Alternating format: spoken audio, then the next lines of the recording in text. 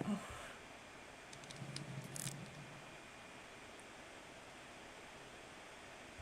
what the heck?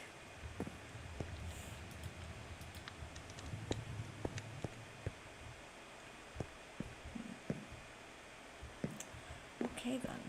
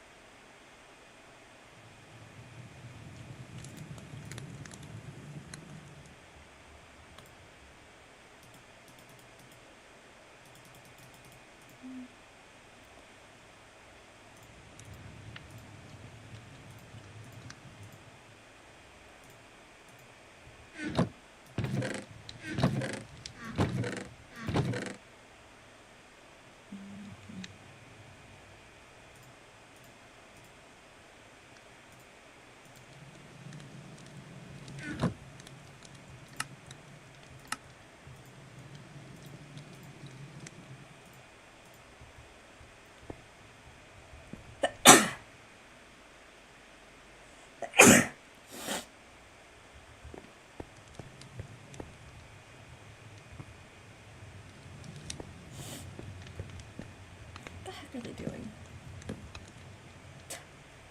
It's funny. They're just standing there.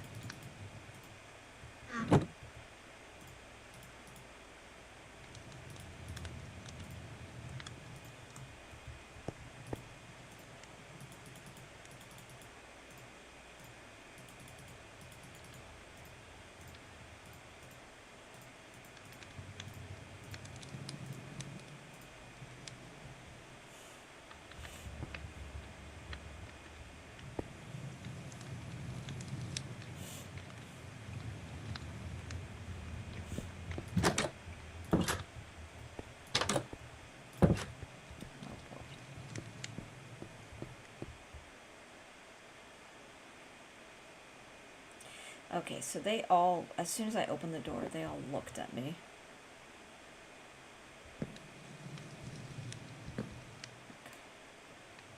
Whatever.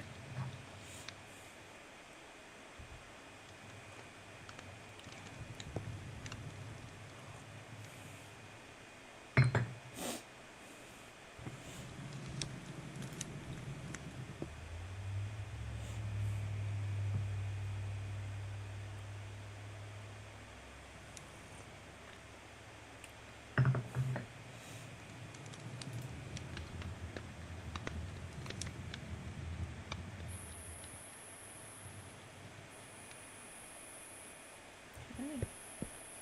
Cool. They're still there.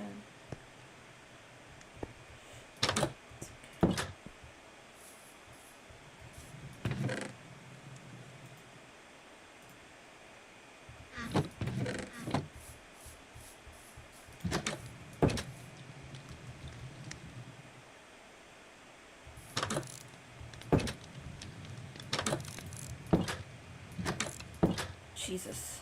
Okay. Oh well. Just trying to look. Huh.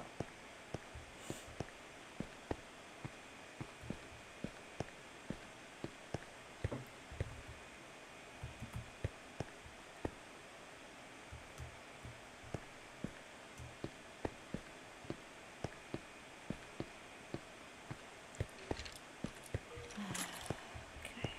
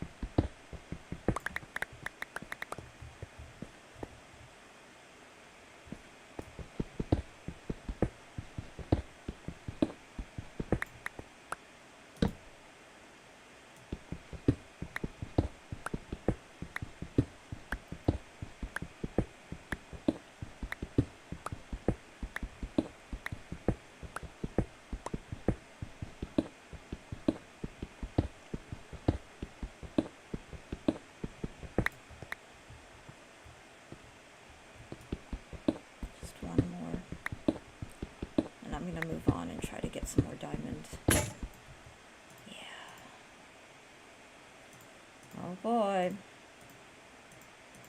How joyful.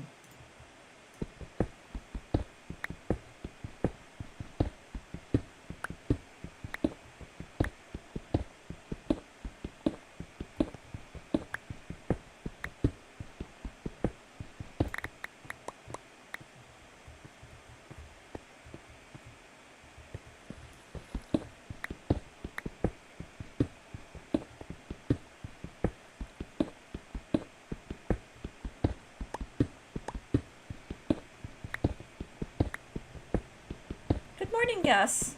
How are you today? I hope life's treating you well. I really do. Oh my god, yay, iron. Okay. Just kinda taking it easy.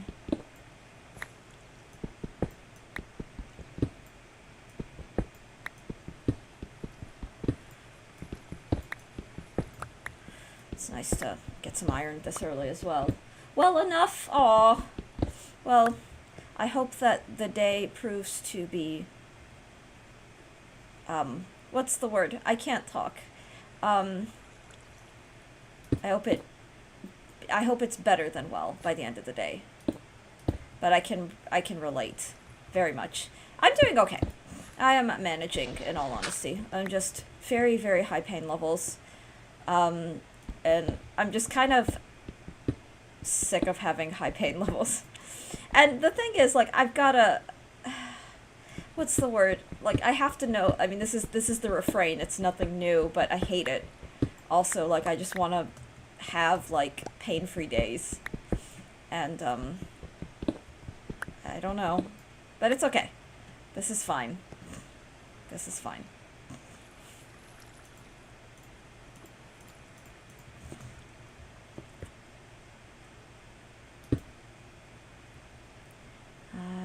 Okay.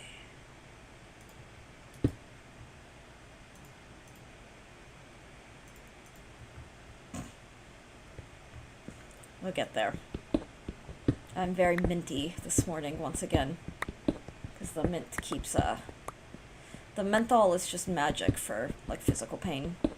If it's joint or muscle or, honestly, anything adjacent to joint pain, muscular pain.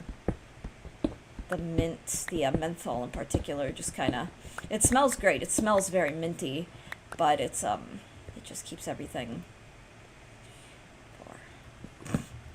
just numbed out, I guess.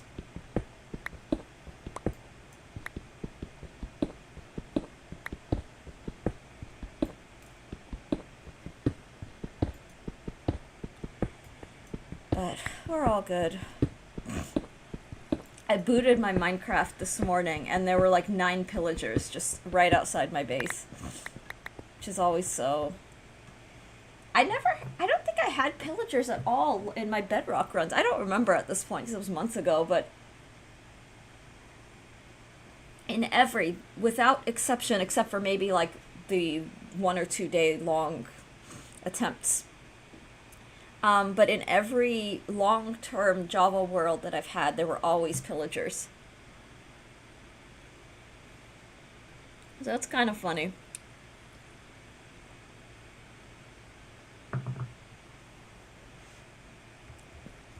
Okay.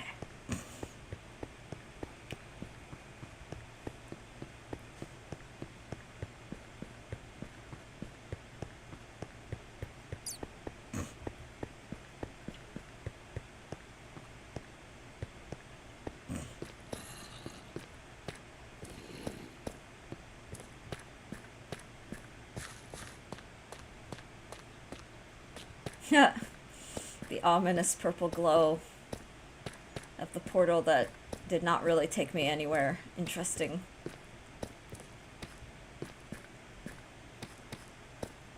But this is not the one that had the hoglin. That one was in the treasure chest area. I think the gas is up here. I think yeah, it's up there.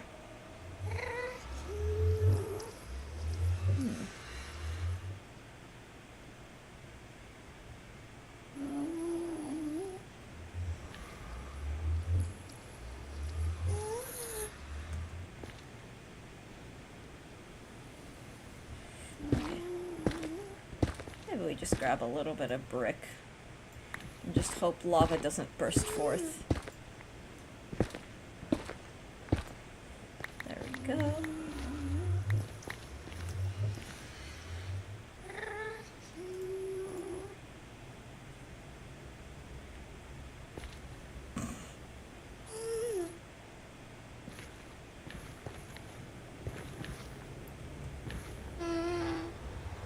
It sounds like a deranged baby. It really does.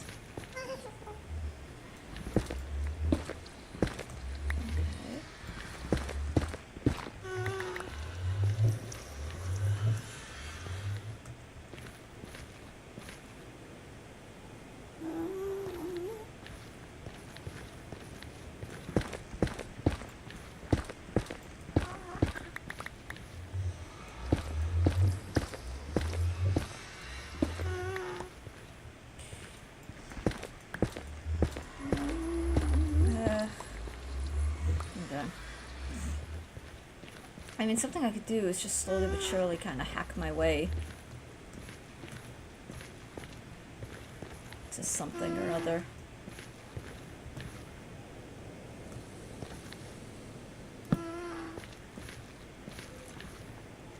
No, dang it. I don't want to aggravate us. Not right now. I'm not really in the mood for it. I hear the skeleton. I've been trained.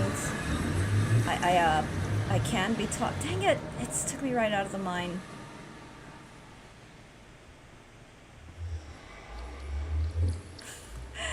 There's no winning. That's fine. This is why we put a bed.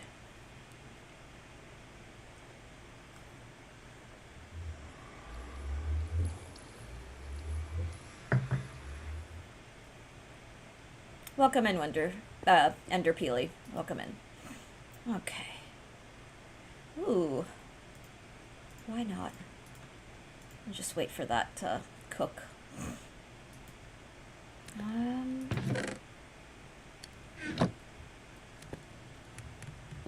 Okay. I'm actually gonna just wait for this iron to finish cooking. I'm not really, in too big of a hurry. I'm just kind of assess spyglass time. Alright, God, the pumpkins are really cute. This feels very like spring harbinger and autumn. Okay, I don't see the pillagers. Oh, we've got a trader though. Huh. Okay. Cool. What do I have on me right now?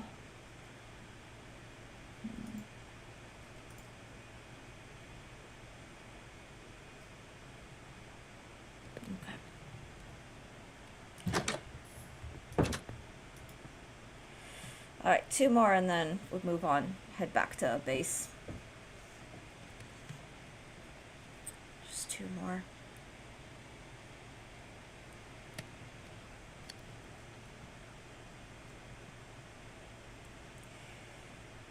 Okay, cool. Yeah.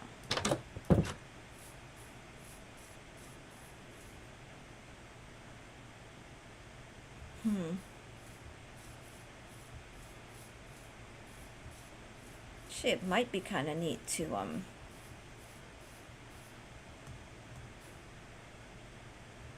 fill some of this out first and foremost. Okay. And then get a...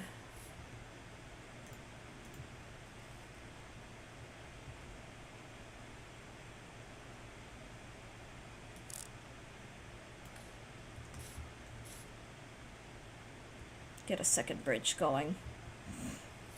'Cause why not?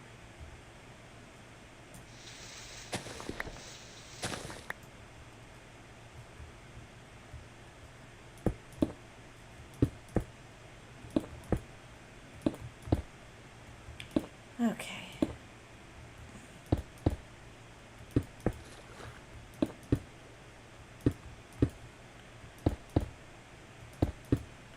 I do like the polished diorite. So it's nice to put it to use. Okay.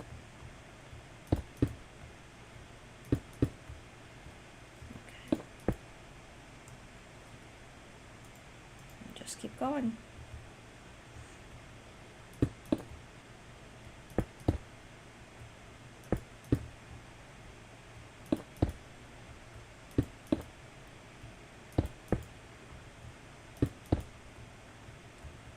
Rakuka Fairy, welcome in. I hope you're doing well.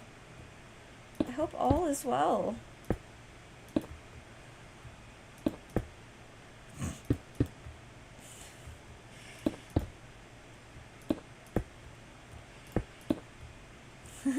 Hello. Good to have you here, as always. Alright, there's our bridge. Cool. Okay. There was a wandering trader. I'm just curious. Good to be here. Yay! I'm glad. I'm so glad. Okay, I'm curious to see if he's got anything. Water bottle for emeralds. 2 emeralds. Ooh, dark oak. That's nice. A mangrove propagule. Interesting. That's okay. As usual, not very interesting. One of these days we'll get a good trade. But I also recognize with not the wandering traders, but the villagers. You kind of have to grind. Oh my gosh, 50 stream streak. Alex, welcome in. How are you today? Okay, what are you? You're sad. And you're also sad. Oh, it's 2 homeless people. Or 2 jobless people being sad together. Maybe we could build them like a lectern. I think I've said that before. Okay. This is no good. We've got to build something here.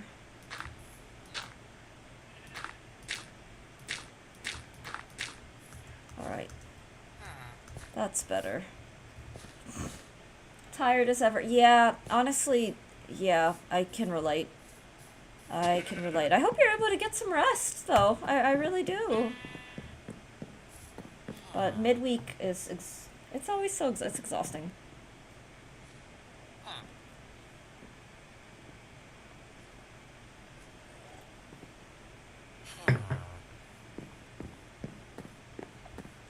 So tiring. Oh, they've got trees out here. That's cool. Okay. Okay, so they're restocking stuff. That's nice.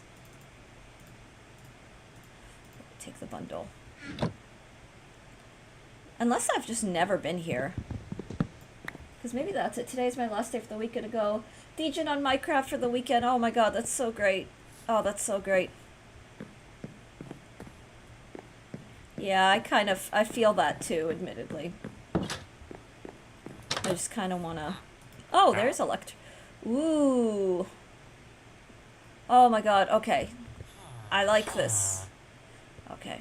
This is good. He doesn't have anything... No chests for now. I don't know if I've actually been out here. Okay, this was the place I just...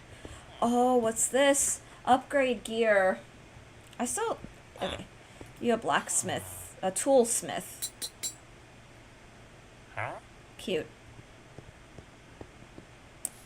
I don't have emeralds for these guys. Most regrettably. Cottage Country, good morning. I hope you're doing well. Welcome on in. Okay. I must not have actually gone through that house. So I'm just gonna kind of... This is our local village. I mean, it might be kind of cute to just build something nearby, right? Alright, 2 beds.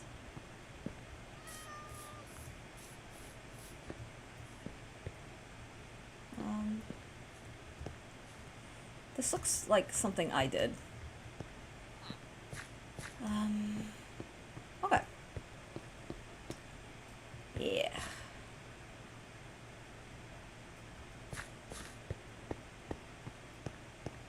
Aha! That's always nice. How do you do? I'm doing okay. I'm hanging in there. I'm not gonna lie, I've had a bit of a rough morning, but we're here, and that's all that matters, I think. And it's genuinely good to be here. I just realized I can fill this bundle that I got, which is cool. Yeah.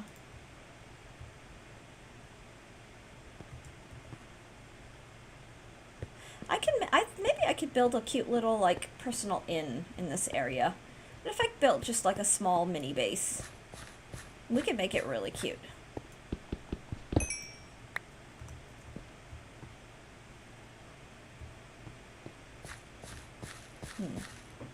I just have to think about that. But I think I want to build a base out here. Or just build some, something or other. We'll see. Div on YouTube, welcome in. Hope you're doing well. Hope your studies are going well. Okay. Just keep exploring. Ooh, these are cute. Okay, that's decorative. That's kind of adorable. I like that.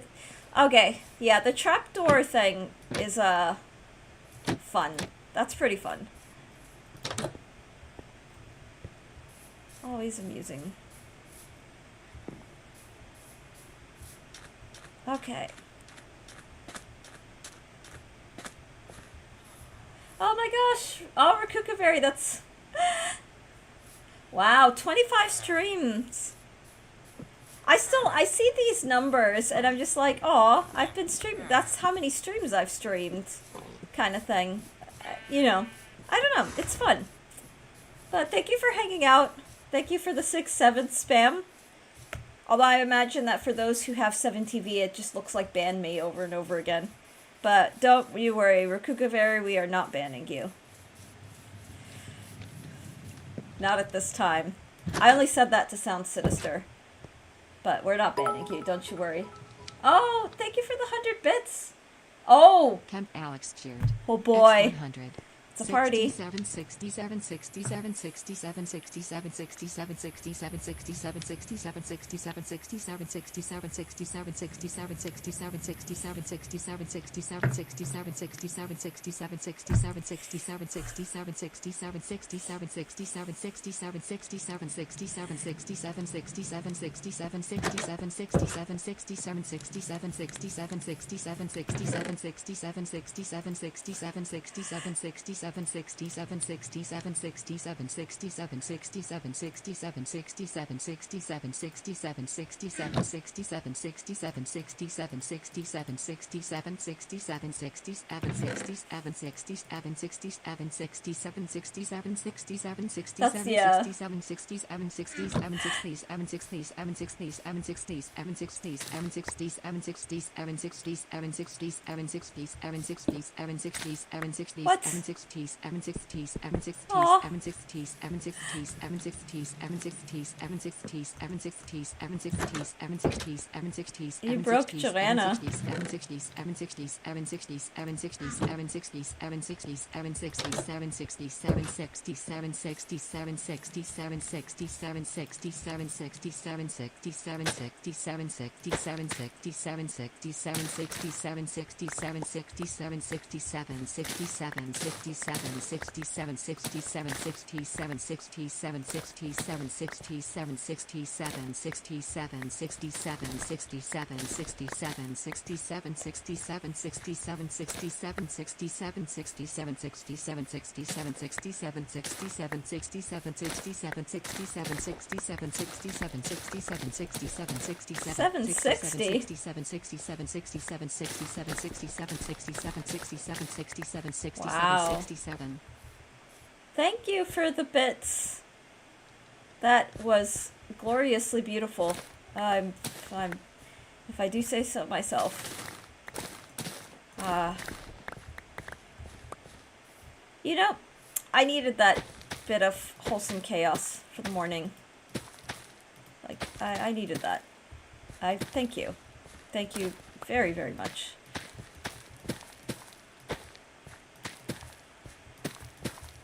Alex, I hope you're having a lovely day. Okay, ooh, let's grab our melons. May as well, right? That's a very weird thing to say. I recognize. Okay, lots of melon. Honestly, and eventually we should grab, what I should do is just get some,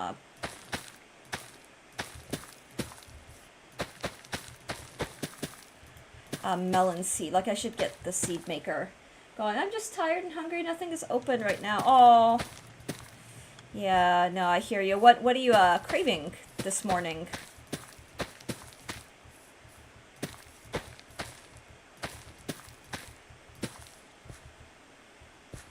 This looks ready-made. All right. More birria taco. Oh, nice, nice. That sounds awesome. Yeah, that sounds really awesome. We're, for dinner tonight, we're probably gonna have just pizza. We're gonna have, probably buffalo chicken pizza for dinner, which honestly feels fitting. Definitely feels fitting.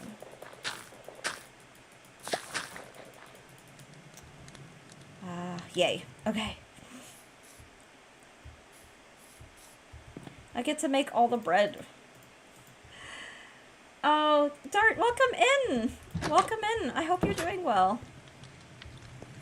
I hope you're well. Let's see. Yay, look at all that bread.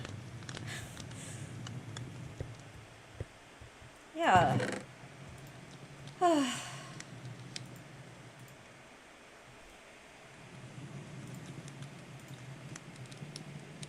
I had a good nap. Oh, naps are good. Naps are good. I am doing well. I'm admittedly drained. I feel very tired. It's been a bit of a rough morning, but we're here. And honestly, that is for me all that matters. And yeah, it's good to be here. Ooh, look at all these potatoes. Can cook up. Leave the iron. Lots of food. Oops. So bundles are nice. Okay. Bundles are really nice. Yeah, it's so good to see you, Dart.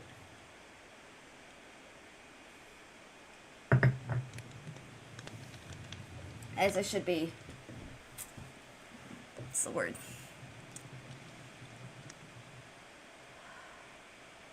I forgot what I was going to say. I had a thing that I was going to say and then I forgot. But, I was saying earlier, it's, like, 3 days in a row of very high pain. But I'm just using the menthol, like it's a topical, liquid. So you just apply it to the pain areas and it really helps. It really, really helps. And I have different ones. There's BioFreeze. I haven't used BioFreeze in a while, but I've used things that are derivative, and that have the same, like, active ingredients. So the menthol is serious magic. I really want to get more diamonds. I don't know if I want to keep, like, mining. But, I don't know. I'll figure something out.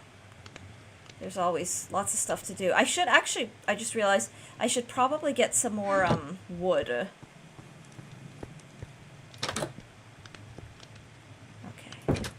So maybe we take one of these bridges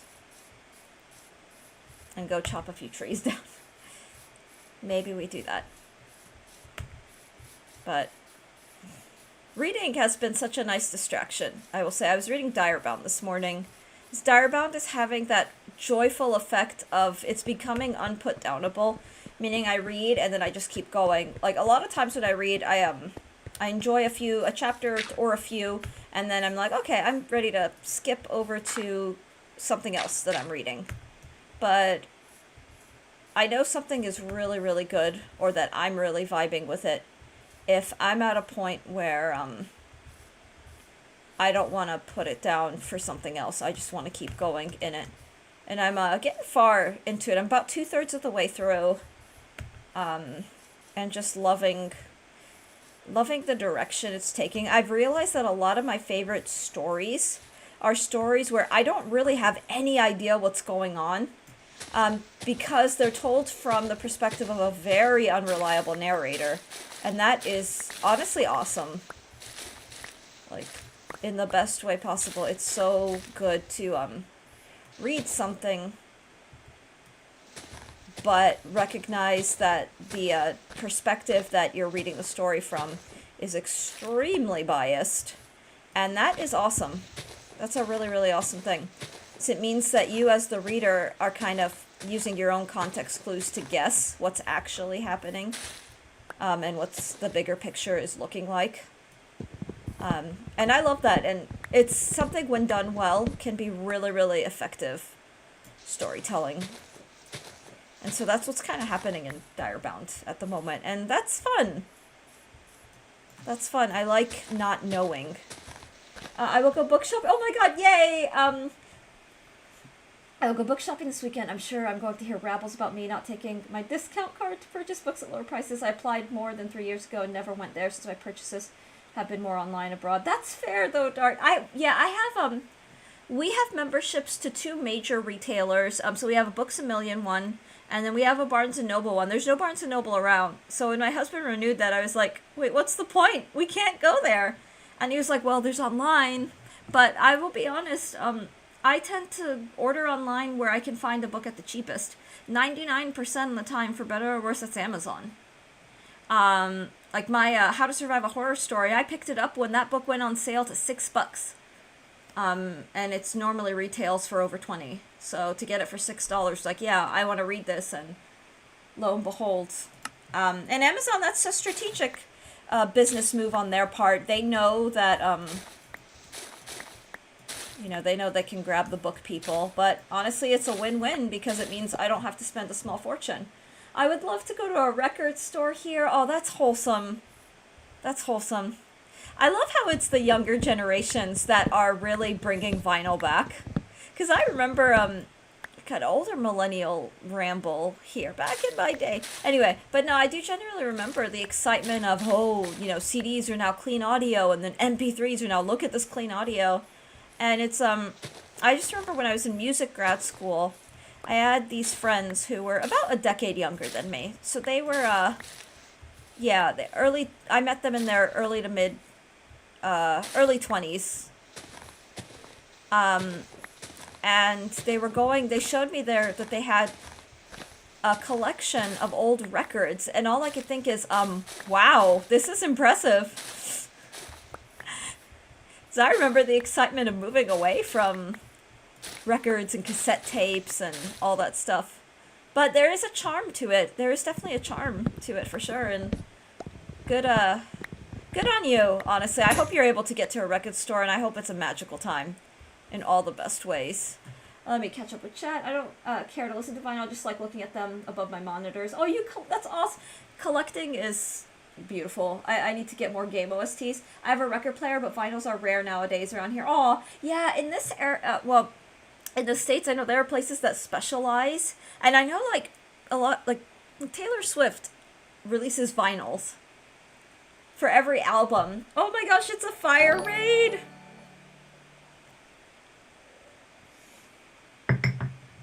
I'm a Blink-obsessed weirdo. Well, you're in the right place. Oh my gosh. Any bald-obsessed weirdos in chat? Anyway, it's so good to see you. Fire, how are your streams going? How are you? I hope your stream went well today. She has one recently, I think. Ooh, what's this? Ranieri, welcome in. I hope you're doing well. Taylor Swift releases like 30 versions of an album to boost vinyl sales, and frankly, is ruining the vinyl industry. Oh my god, it's so good to see you all. Ranieri, welcome in. It's lovely to have you. You may get a kick out of the many times, whenever you come up. It's always very affectionate, and then the debate of, well, how does he pronounce his name, will always come up, and it's always a good time. I'm sick, but hanging in there. Boink! Aw, no luck on my final 2 shinies in Legends Arceus, but we'll get there eventually. Yeah. Oh my god. Yeah, Opalite is the single. Yeah, that Opalite, like a remix or similar, just came out. Let's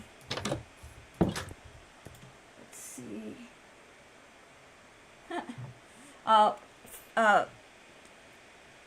Fire, I hope that you feel better. I really, really do. It sucks to be sick. It's awful.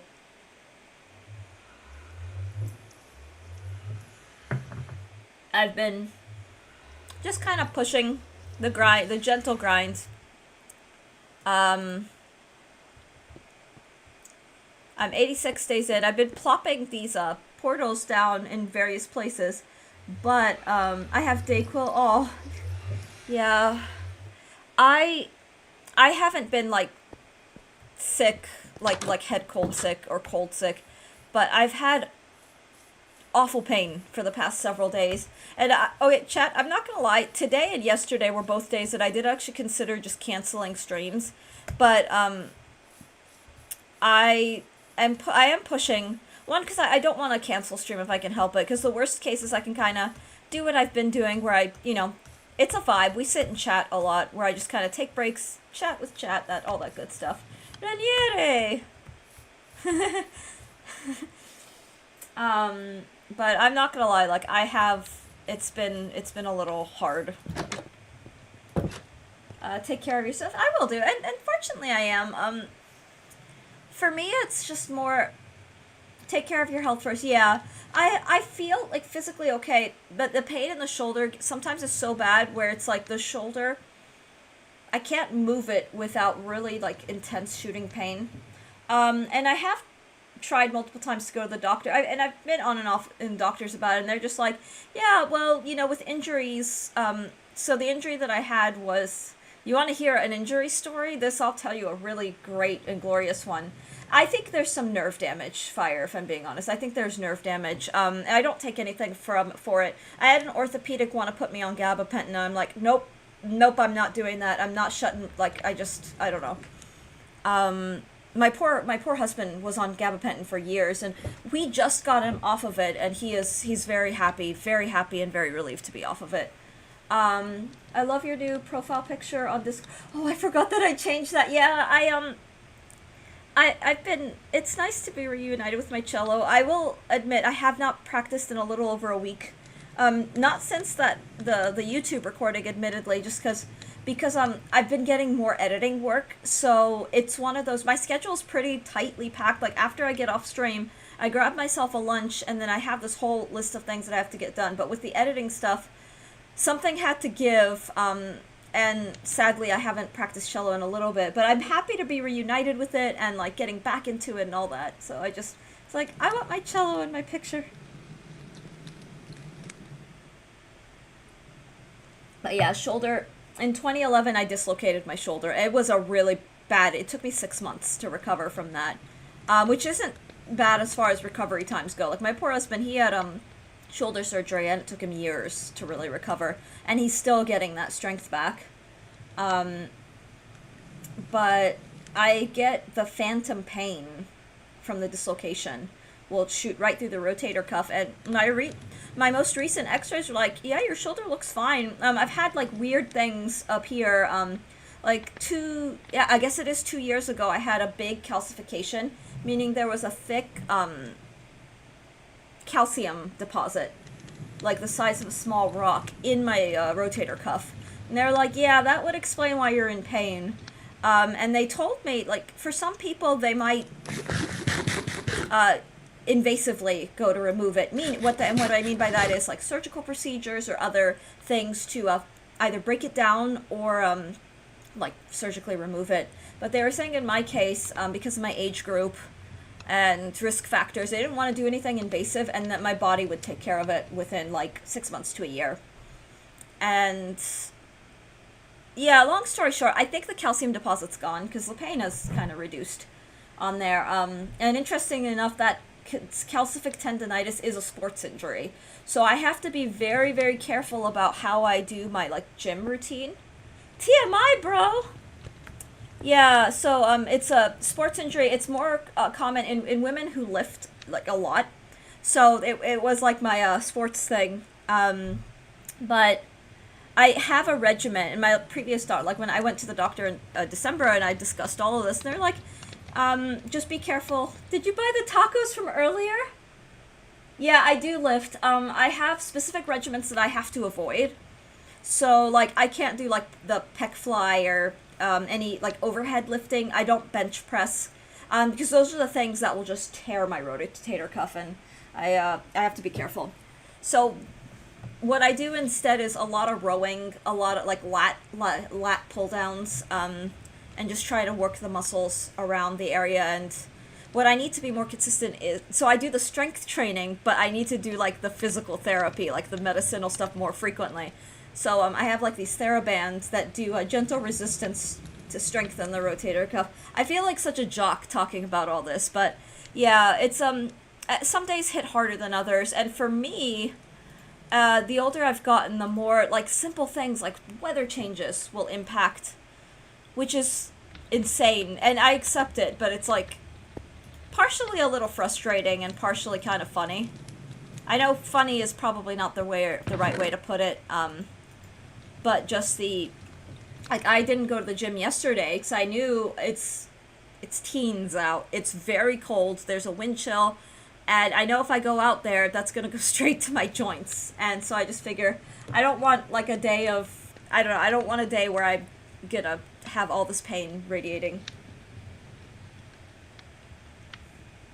But it's the candid things that I've accepted about aging. And I'm grateful that I consider myself to be, or I'm very much way healthier than I've ever been in my whole life. So I'm just doing the things to keep managing good health and, just to keep taking care of myself so that yeah. The whole goal is aging gracefully. These are good. Having a good core is nice. Yes!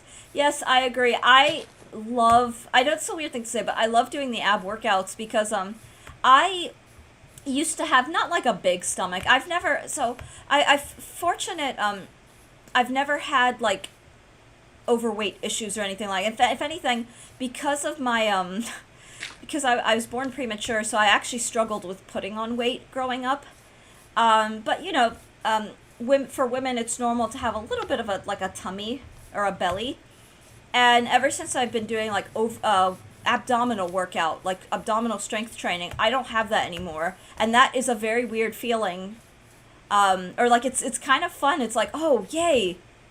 And I'm not gonna lie, like I used to make jokes about when I started, as I approached the 30s, and I was like, "Oh, I have a belly." It was a source of extreme entertainment for me. But yeah, the ab stuff, the core workout is it's I think if you're really really dedicated and consistently working your core, you will see that. I think faster than anything, just at least in my experience. Like for me, what the hell am I doing? For me, when I started lifting, it took a few months for me to actually, like, see muscle kind of thing.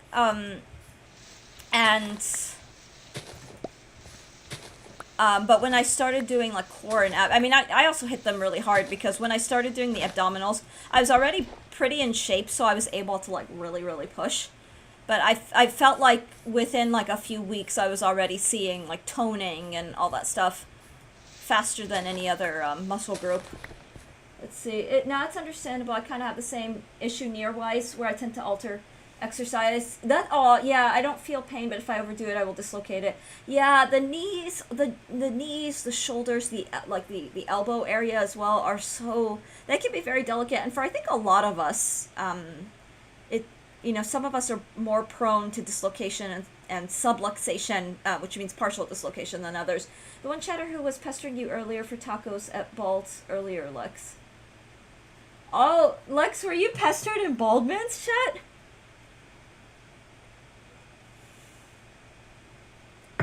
Wait, are you telling me there's an annoying chatter in Aura's chat? No way. Sorry, I'm being facetious. Don't mind me. Not really. My family has a history of bad knees. Oh, my poor dad tore his meniscus a couple months ago, and he's been having to wrap it ever since. It's miserable. Someone tried to. Yeah. What are we gonna do with all these annoying chatters?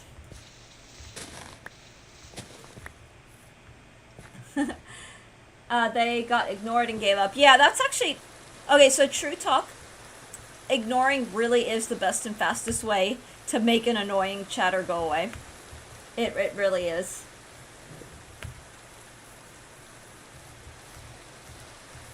It's one of those, because a lot of the, like, when chatters know they're being annoying, and if they're doing it on purpose, a lot of the times it's,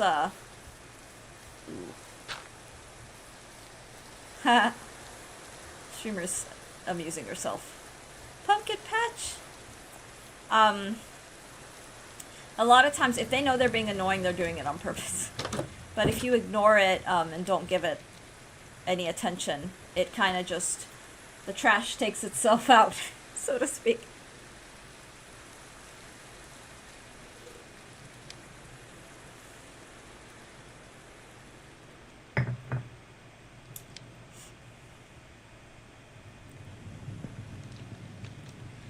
Okay.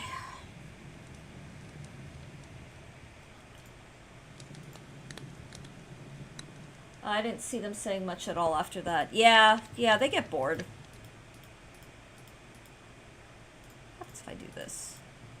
Perfect.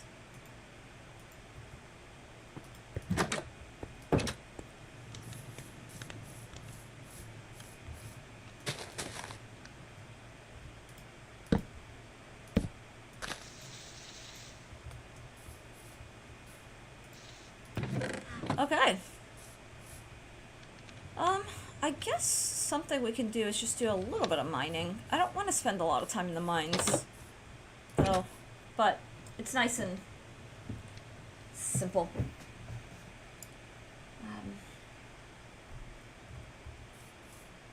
What is a must-read book for you? Ooh, oh boy, oh my gosh.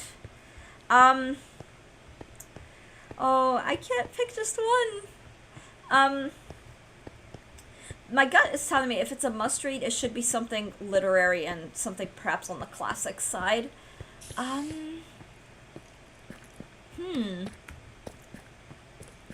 Well, I'll say one must-read, I think, is The Strange Case of Dr. Jekyll and Mr. Hyde. It's a quick read. You can pick how many you want. So The Strange Case of Dr. Jekyll and Mr. Hyde, I don't know, I'm feeling that right now. Not only I think is it a great, like, human condition narrative, it's a very compelling story. It's also really short, and in it being really short, I think it's an easy read. As far as stories that are more than 100 years old, I think it's an easier read. It's very, very riveting. It's very compelling. Ooh, you know what? It's out of copyright, which means I could read that to chat. I vaguely know where my copy is. It's somewhere here. It's somewhere in this room. But yeah, The Strange Case of Dr. Jekyll and Mr. Hyde. There's also a part of me that thinks that Jane Austen, almost any Jane Austen, is important. So Pride and Prejudice is very iconic and has influenced a lot of stories, both romances and otherwise. But Sense and Sensibility is also very good. I've read a lot of Jane Austen. Emma is absolutely charming. Northanger Abbey is fun. Like, Northanger Abbey is a story if you want, like, I don't know how to describe it. It was a very compelling, very fun, and very quick read. It's on the shorter side. I really liked Mansfield Park. Mansfield Park got a very interesting film adaptation decades ago that did something that I thought was... When I first watched it, I was very uncomfortable. But Mansfield Park is one of the stories that bluntly comes face-to-face with the British imperialism, and that acknowledges that the wealth of all these characters that Austen writes about is at the foot of the slave trade, in particular the Indian slave trade. So, and Mansfield Park comes face-to-face with that because there is a character in there, and spoilers for a 100 some odd book, 150, 180. Um, but there's a character who draws really disturbing scenes of like what happened to the slaves back in the 1800s, and the abuse that they faced. And so it was one of the first books that was like, wow, there's history. There's almost like socio-political history here. And there are quite a few treatises, academic treatises on that. So I think, and Mansfield Park is really joyful. It's a sinister, no, it's not sinister, but Fanny, the female protagonist, has a very interesting arc. It's like I don't know how to describe it. It's very good. It's very, very good. It's the usual, like, there's the woman who doesn't quite fit in and is observing all of this stuff around her. So, Mansfield Park I definitely would recommend. On the literary side, I feel like in our day and age, 1984, although I don't want to start going down the rabbit hole, because no politics, but I think 1984 is a very important read. It's a good one. I like implementing Mr. Hyde and Dr. Jekyll. Oh, hell yes. If there's any art, Dart, that you want to share with me, that's Jekyll and Hyde inspired, I would so love that. Literally 1984. Yeah, 1984 I think is important. I really think it's important. And honestly, even taking politics and stuff aside, it's one hell of a fun read. Like, the dystopian fiction is just joyful, and it's kind of coming back. Like, there is trending in the acquisitions literary world is just all this dystopian literature. Chuck Girl, welcome in. Hello. I first saw your first hello. But yeah, I have 3, and I think you saw them, but I will share them again. Oh, jeez, did I really? Aw. But yeah, no, please feel free to. That's fun. That's super fun. Okay, so I'm going to just do a little bit of mining. Oh, we're on day 87. I just want to beat my PB of 133. I just realized this is the last week of February, which is unreal, but how do we feel about next week alternating between Stardew and Minecraft? So I think the idea that I'm going to have... Yes! Oh my gosh, yay. So Alex, for now, it will just be a solo farm, because I want to do my, like, evil Stardew run. But I think my goal will be to do, like, a Hightail. Oh, I don't own Hightail.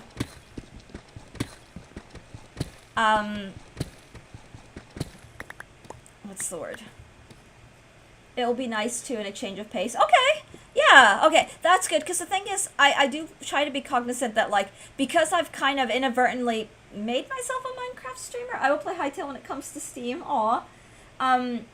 I'd hate to switch it up and then have people be like, why is she not playing Minecraft, like that kind of thing. So I just want to gauge and check in. I honestly kind of feel like I'm not the sort of streamer who people follow for gaming. If they do, then honestly, that's lovely.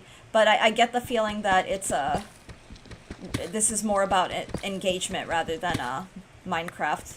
And I say that because, like, I'm not a speedrunner. I'm not a Beat the Nether Dragon player. I'm just a player who's vibing. I'm just an old millennial getting excited, playing a cozy, or making the game cozy kind of thing. So, I don't know. But I do kind of want to switch it up a little bit. So, I'm not sure what the game plan is. I don't know if I want to do Monday, Wednesday Stardew, or Monday, Wednesday Minecraft, and then Tuesday, Thursday the other game.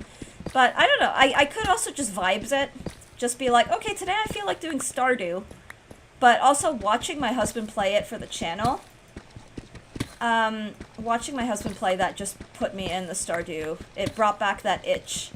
And I do want to play it where it's gonna be hard, because I don't like pissing off the NPCs, but I'm gonna do it for the I don't know. I'm gonna do it for content. But also, 4... Yeah, we'll have fun. You could do whatever you want. Yeah, I do want to do the multiplayer farm, because Alex, Zane was talking about wanting to be part of a co-op farm as well. So the idea is, it's on my mind. I want to do my evil run first. Um, yeah.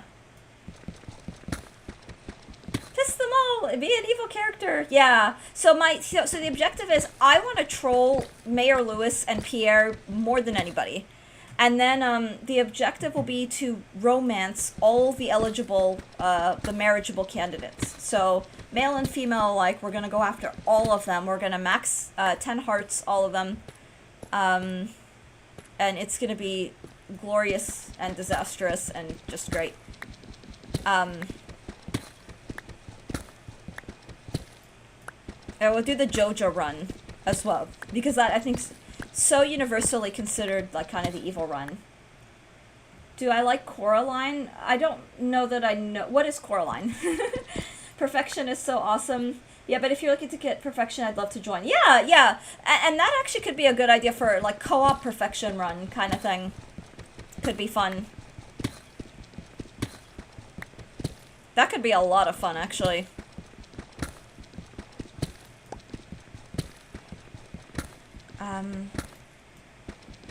My brain has just jumped back to the what are must-reads question.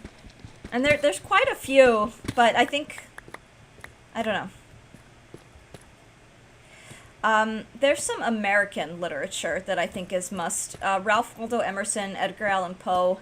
When I was younger, I did not like Emily Dickinson, but in my adulthood, I think Emily Dickinson is wonderful, and I think she's a very accessible must-read. Her collected works overall, the poetry is, I think, phenomenal.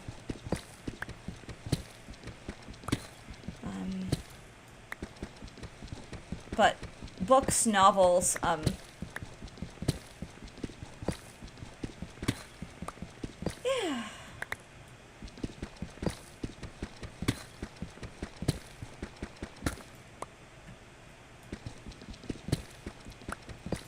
Alright, we've done some mining. Do I want to keep mining? That is the question. Perfection is awesome! Yeah, I've never actually obtained perfection. I think I heard that the Stardew on the Switch was recently patched, so I may eventually go back to that, but I'm not gonna lie, like, when I'm not streaming or with my husband recording for the YouTube, I'm not gaming. I'm not gaming. I'm practicing, I'm reading, I'm doing my editing work. I've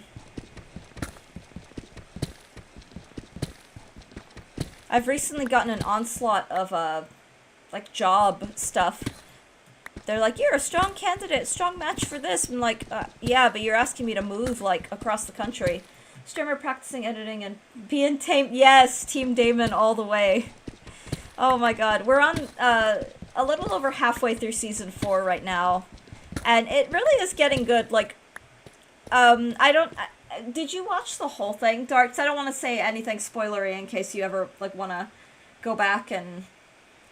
but there is the originals, the Michelson family, are kind of growing on me. Even though, like, when they were introduced, it was like, this is evil, they're evil and all this stuff, but, like, it's been fun. And it's just nice to watch a show that I can be, like, completely into.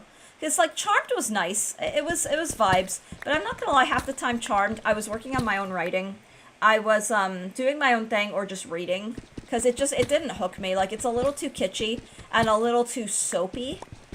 Whereas the Vampire Diaries is actually, like, written really well. It's very compelling. It's good thriller, it's good mystery. It has the, like, teen angst stuff, which, it can be fun.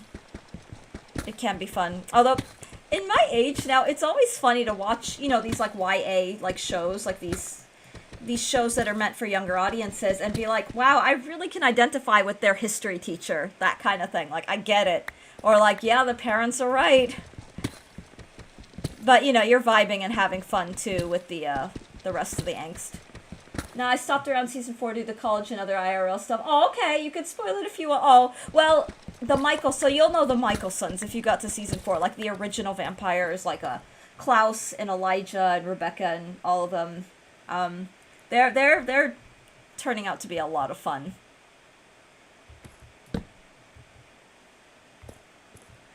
Okay. all that. But oh, it's a good time.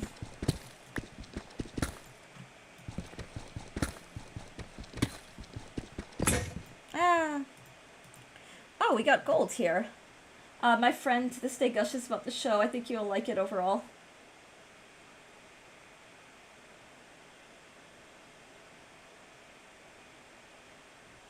Aw, that's great though. So I was making sure I didn't miss any messages. Yeah, I missed the show back when it aired. I never saw it. It's kind of one of the nice things about the streaming day over versus cable. You know what I want right now? Pal World 1.0. I finished every task in the game. Aw. Well, I hope that comes out soon. I may jump onto the Pal World bandwagon. It feels and looks like Pokemon for adults. And so I may just be like, why not? I'm ready to give it another 250 hours. That sounds fun. Oh, speaking of, how's Mistborn for you, Alex? No worries if you haven't had the time to, like, read since we last, chatted about it. But I was just curious how it was, how you were enjoying it. I think that's all the mining I want to do. I kind of want to mix it up a bit. No time to read, yeah. No, I hear you. I hear you. I fortunately make time to read, but I always want more time to read. Oh yeah, I remember seeing her just take her laptop and binge watch Vampire Diaries during some breaks during college. She attracted a whole crowd. That sounds awesome. I was like that with J-dramas, Dart. So I watched like the old school, like early 2000s J-dramas. But I never, I didn't really attract a crowd. It was just kind of the thing that we all did in the early 2000s. Like, we all watched our shows. I created a monster. Heck yeah. That's great. It's a good show. It's a good show. I'm not gonna lie, like, when we're done with it, I might just try to find, like, a DVD box set so it's just in our library. But, it's a good show. I'm finding it to be kind of a comfort show. I know it's a weird thing to say, but you know those shows that you could just kind of have on playing in the background? When I was doing my second master's, Avatar The Last Airbender, of all things, was a comfort show. Like, I'd put it on while I'm grading. I just have it on quiet. But it was just one of those things that's like, grading is stressful and exhausting. And so I hear a skeleton, so I don't want to be out. But I would have, like, comfort shows on. Sailor Moon is definitely a comfort show. She wants us to go to the new Mario movie with her kid. Aww. But we'll see about that. Yeah, I'm at a point where I'm kind of burned out of movie theaters. In my 20s, before I had panic attacks, I used to get pretty close because of the sensory overwhelm, and maybe it's overstimulation or whatever, but they're so loud and it's too much flashing. It actually is a very nauseating experience, and I feel bad about that because it's a fun thing to do, but I just the last time we went to the theaters, I saw, it was the Little Mermaid live action, and then I saw, the Indiana Jones movie.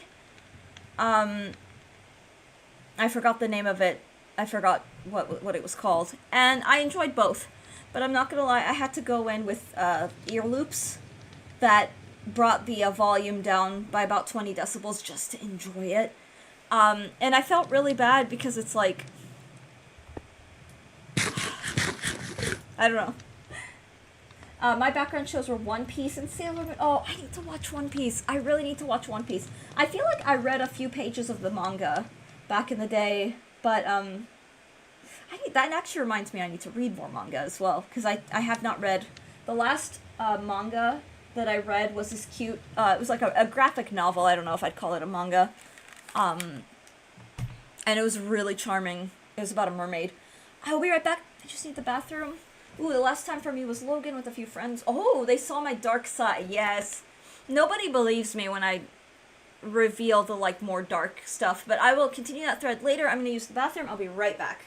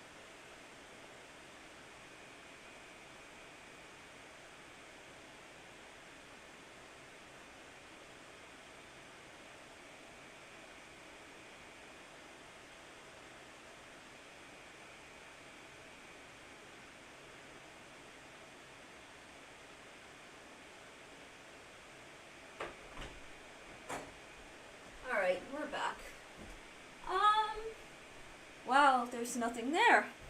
Where? I'll reveal some dark stuff right now. Oh, that's funny. Yeah, I don't really open up. It takes a lot for me to open up. I know that's like, but Stripper, you're so outgoing and chatty. I'm like, yeah, sure.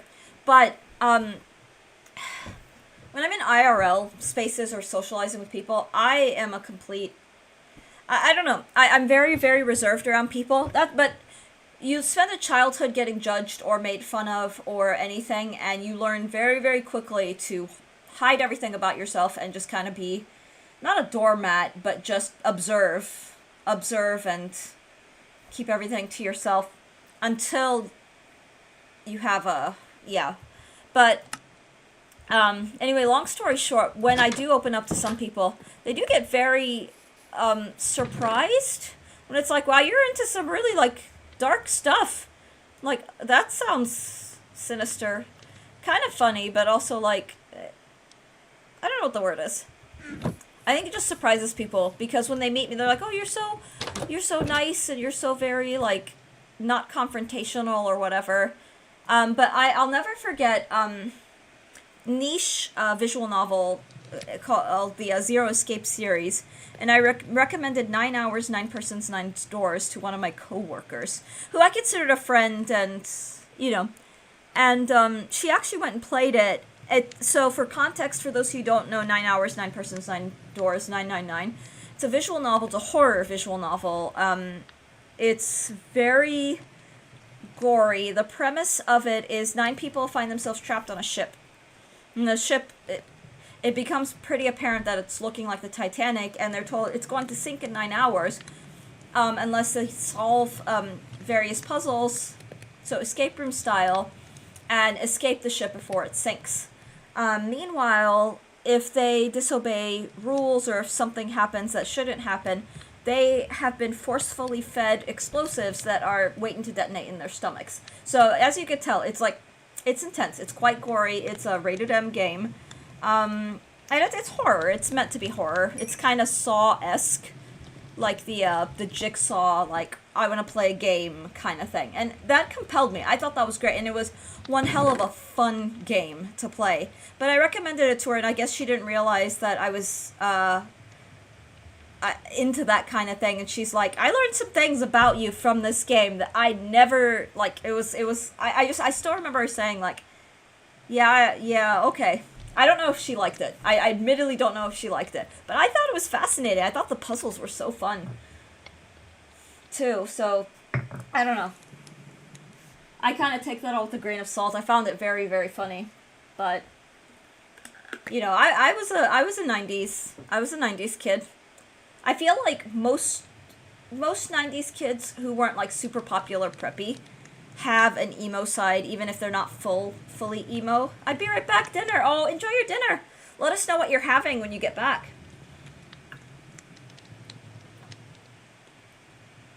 And I sometimes watch old stuff from the 90s, and I'm like, they're able to get away with saying that? That's so dark. And it's quite funny. It's stuff that things you can't do. Or like jokes about certain topics that are really, and understandably, off limits, in our day and age, but it's just fascinating. But yeah, long story short, I think I don't know what the word is. I had the emo phase. Yeah, I was never like outwardly, like I didn't dress scene or anything like that, but I do, I listened to the angry rock, the angry alternative rock. We were all like Linkin Park people, and all that good stuff. Oh, I wanted to mess around here as well. I'm trying to think. We were all part of like the darker thing, so I don't know. It's a vibe.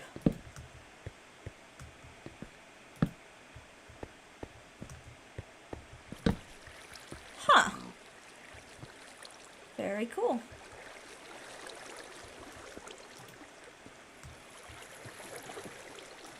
Alright, I'll leave that be.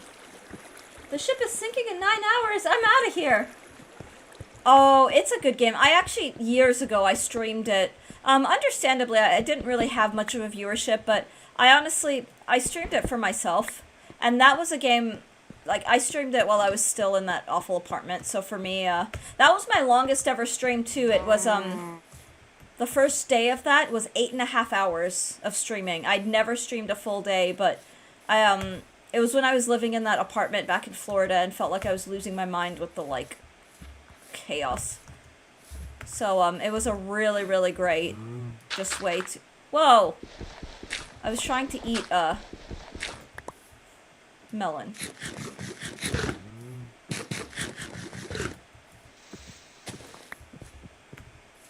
Okay.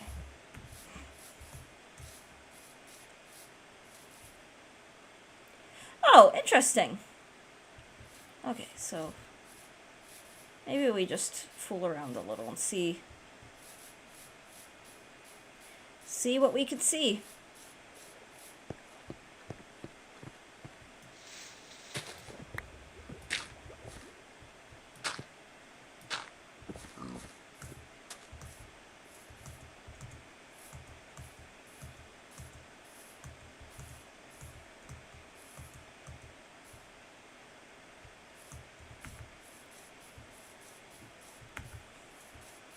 The sequel to 9 Hours, 9 Persons, 9 Doors is absolutely phenomenal.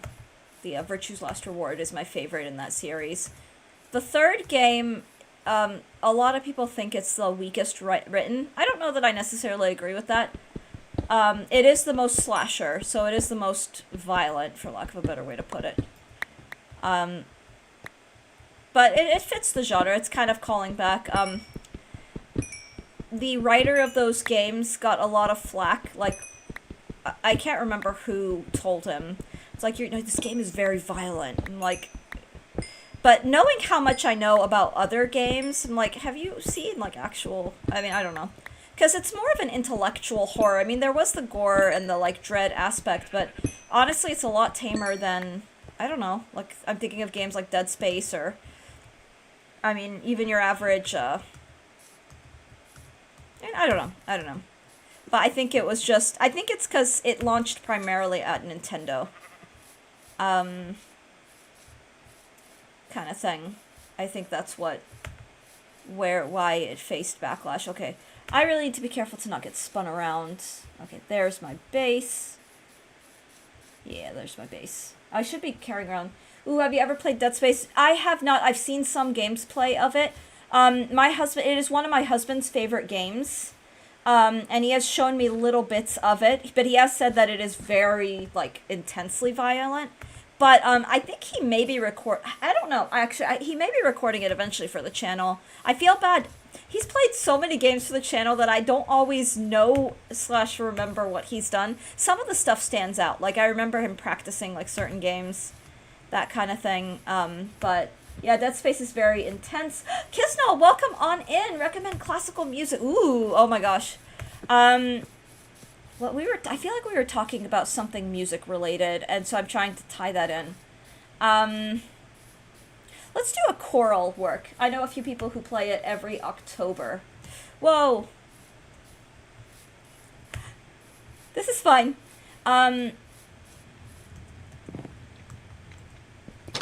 Ooh, what about the Beethoven Choral Fantasy? So let me pop that up. The Beethoven Choral Fantasy. Yeah, let's do that. This Beethoven, people associate... He's most known for the 5th Symphony, the 9th Symphony, the Ode to Joy. But the Choral Fantasy is... My god, it's beautiful. It's so beautiful. Ooh, the Seiji Ozawa... Okay. And I'm just looking at... For piano, voices, orchestra... You know what? Yeah, because this is Argerich, the phenomenal... Martha Argerich is a phenomenal golden era pianist. Okay.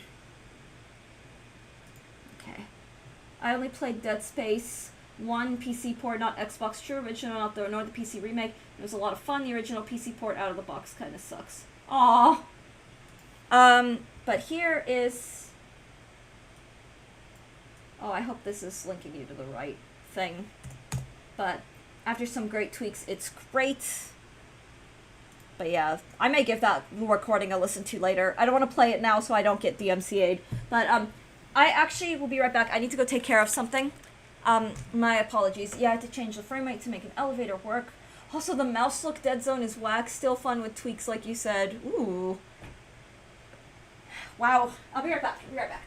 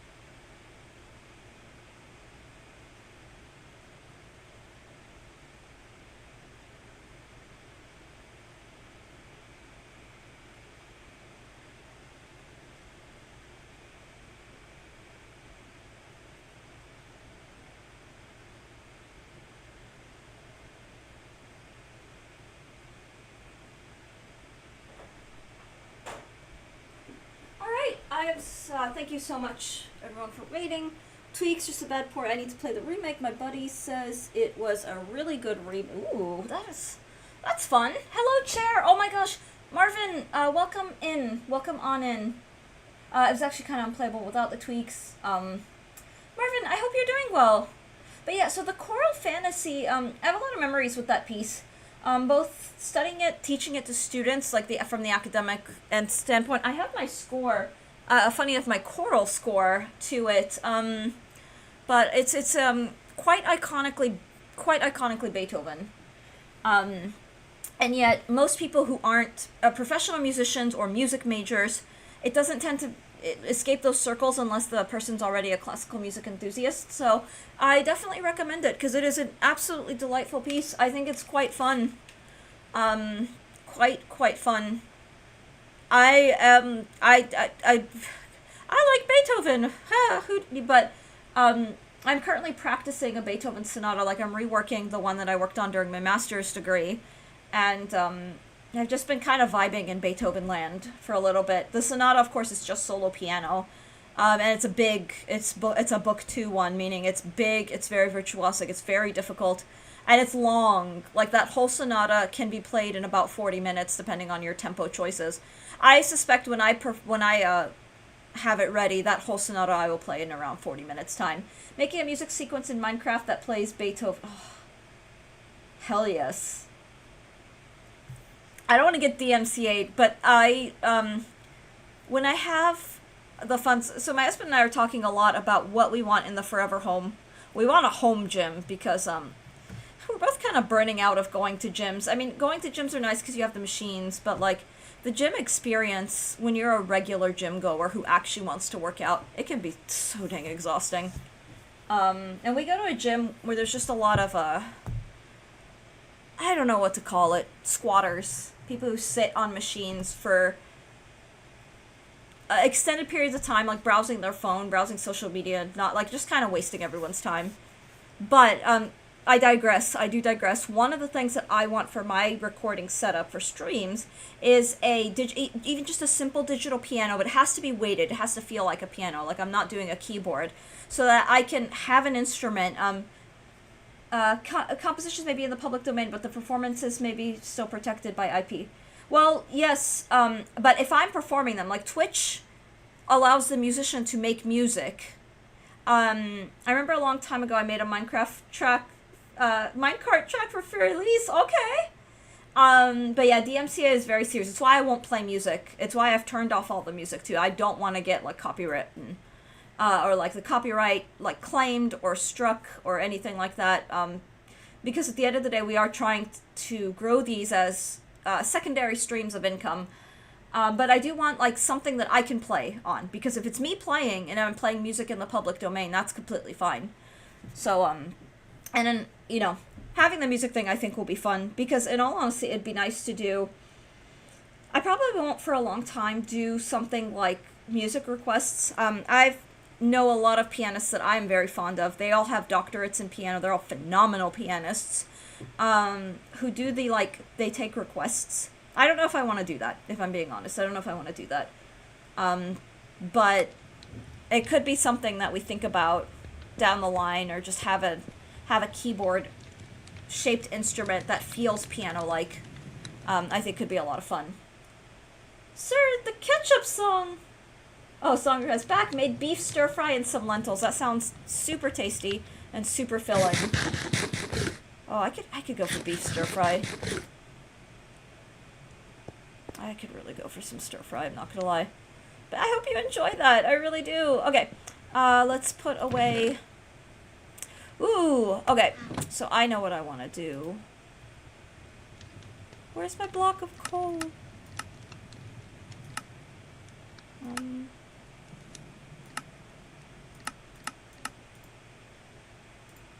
Oh, crafting table, of course.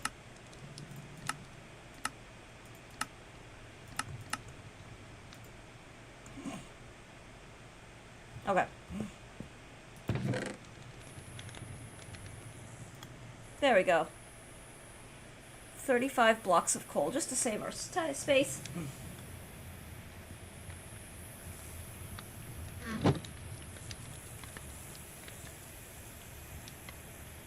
But we'll see. We'll see. The forever home, like having a proper studio and stuff. I may cave and, like, eventually I do want to get a green screen, so I'm not just like, shitty webcam, laptop webcam. But, I mean, I'm fine with it too. Like, I don't know. It's a means to an end. But there's a part of me that's like, maybe I do that thing, when streamers do the thing where they have their backdrop is all cute or whatever. Streamer, your antisocial is showing. Wow.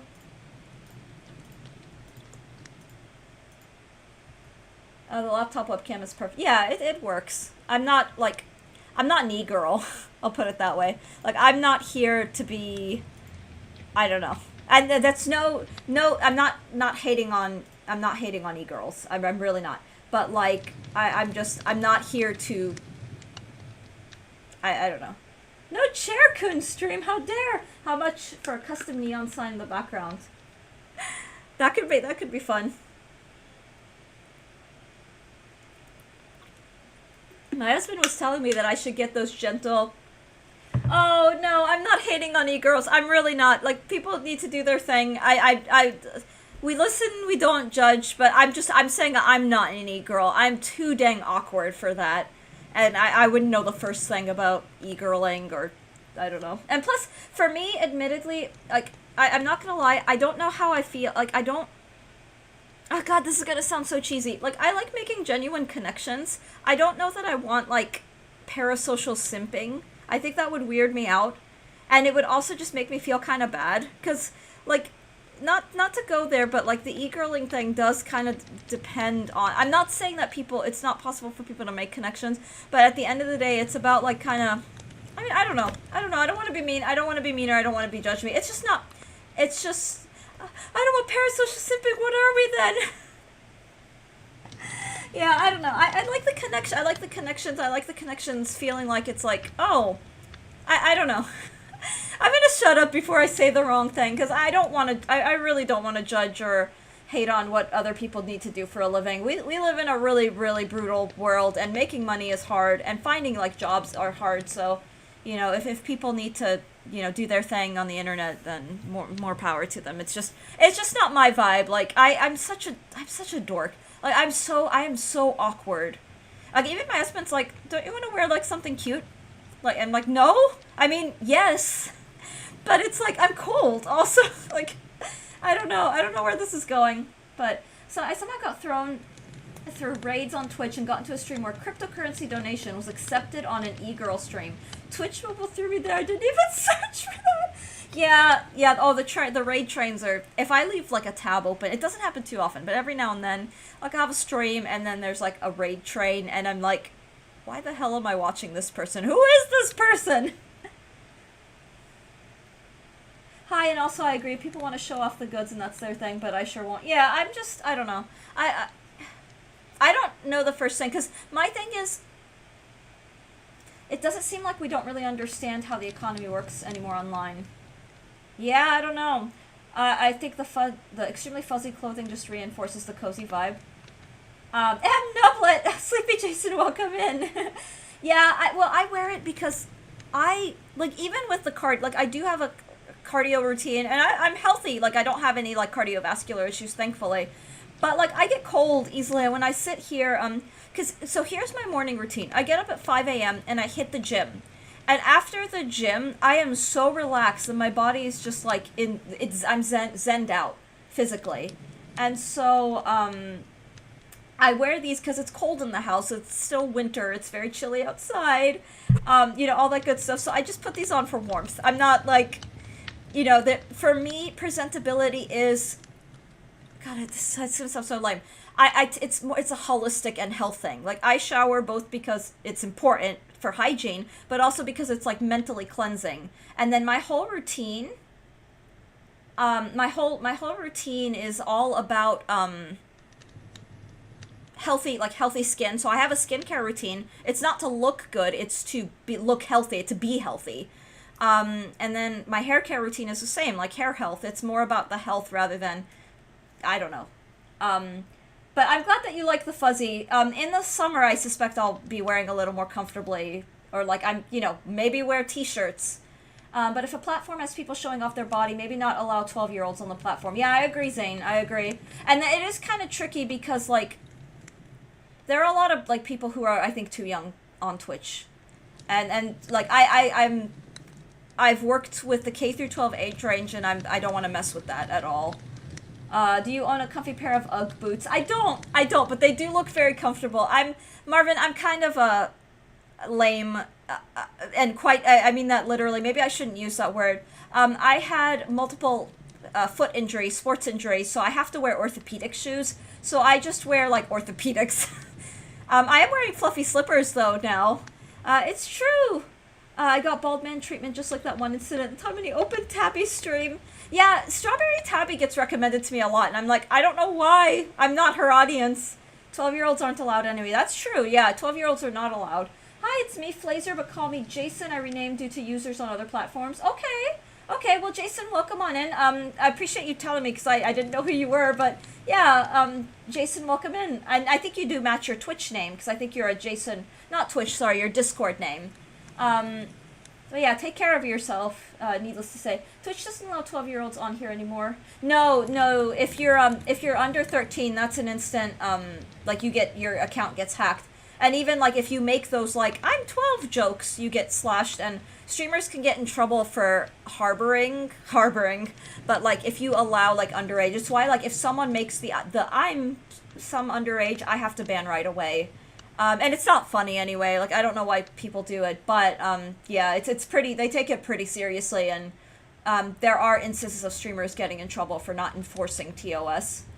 They shouldn't be around here, to be honest with how 18 plus most streamers are. Yeah, and I'm not gonna lie, like, so if someone says that they're over 13, so in the legal age for Twitch, it's kind of whatever, but, like, I don't want to have my stream, like, I don't want to make my stream explicitly family friendly, if that makes sense. I'm not gonna be, like, full on degenerate, but, like, I want myself and my chatters to feel like they can just be, be themselves.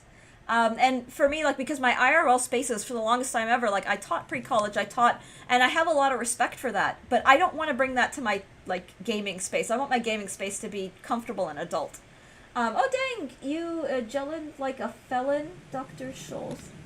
I don't wear Dr. Scholl's, but yes, yeah, I do. I wear there's medical grade like prescription orthopedics. I had to shell out a fair amount for them, but when I got my injury, again another sports injury, it was one of those you need to be in these like around the clock kind of thing. Obviously not while I'm like sleeping or whatever. I don't think they have the rule, but I could be wrong. I agree. I can rent a car without the young driver surcharge. Yeah. Well, and my thing is, so age is a number, and I firmly believe that, because there are a lot of really delightful people, like, I really mean that, and Alex, I'm thinking of you, who are, like, in their early 20s, who are just wonderful. But then there's a lot of, and part of it could be because I'm streaming Minecraft, I get a lot of, like, really young people who are just, like, annoying chatter times 10. No offense. It's like the, just very, I don't know how to say it. I'm not early 20s anymore. Mid-20s. You're mid-20s now. Well, I don't want to out you for your age or share. Yeah, mid-20s. Okay, that's fair, and that's fair. And my thing, like, it really is age is a number, and it's about the person.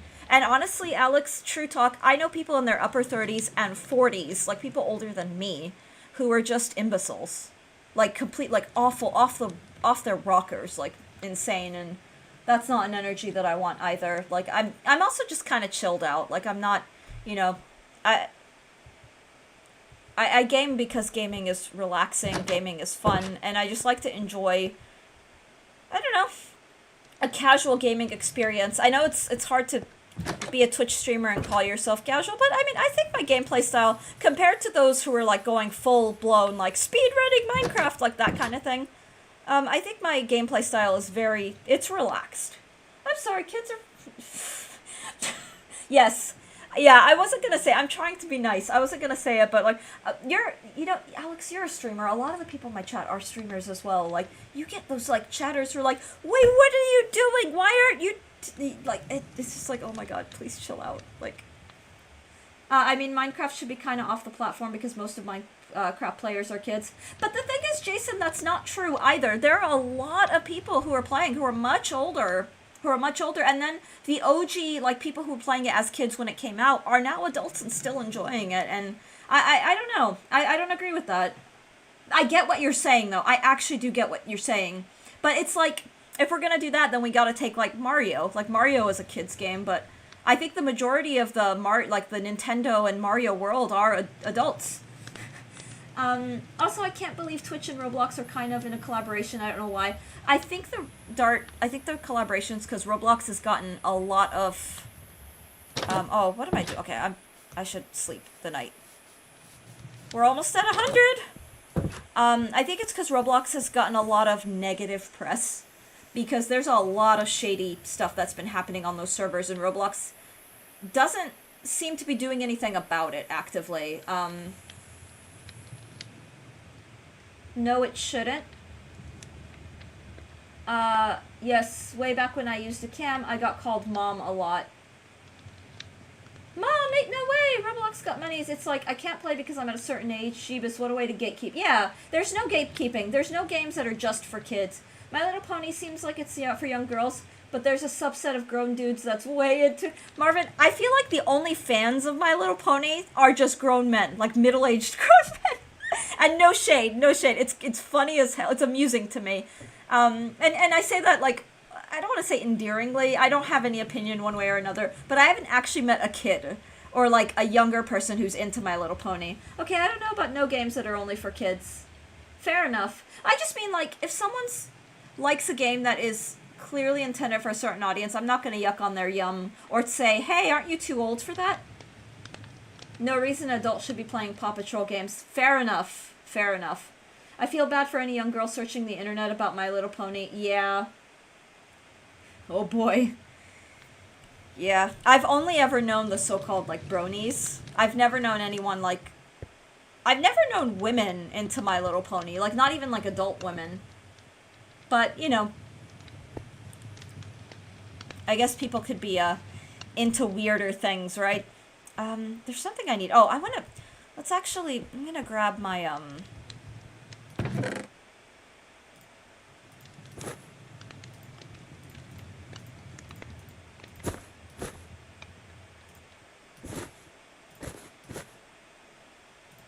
have that out. I guess I can, yeah, let's just grab this.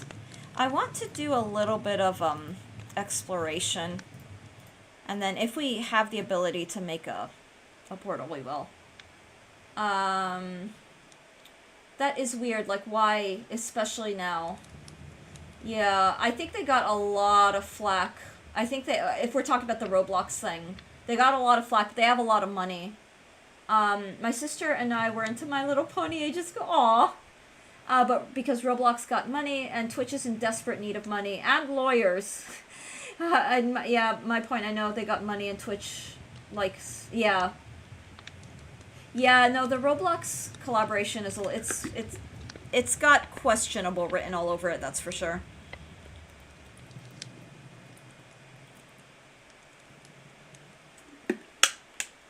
For what it's worth, Dart meaning was super clear. So no, I get it. And I get it, and yeah, it's icky. Okay, maybe we put the melons away so, in case we grab some more stuff. Alright, adventure, right? Okay, I'll put that in the hotbar.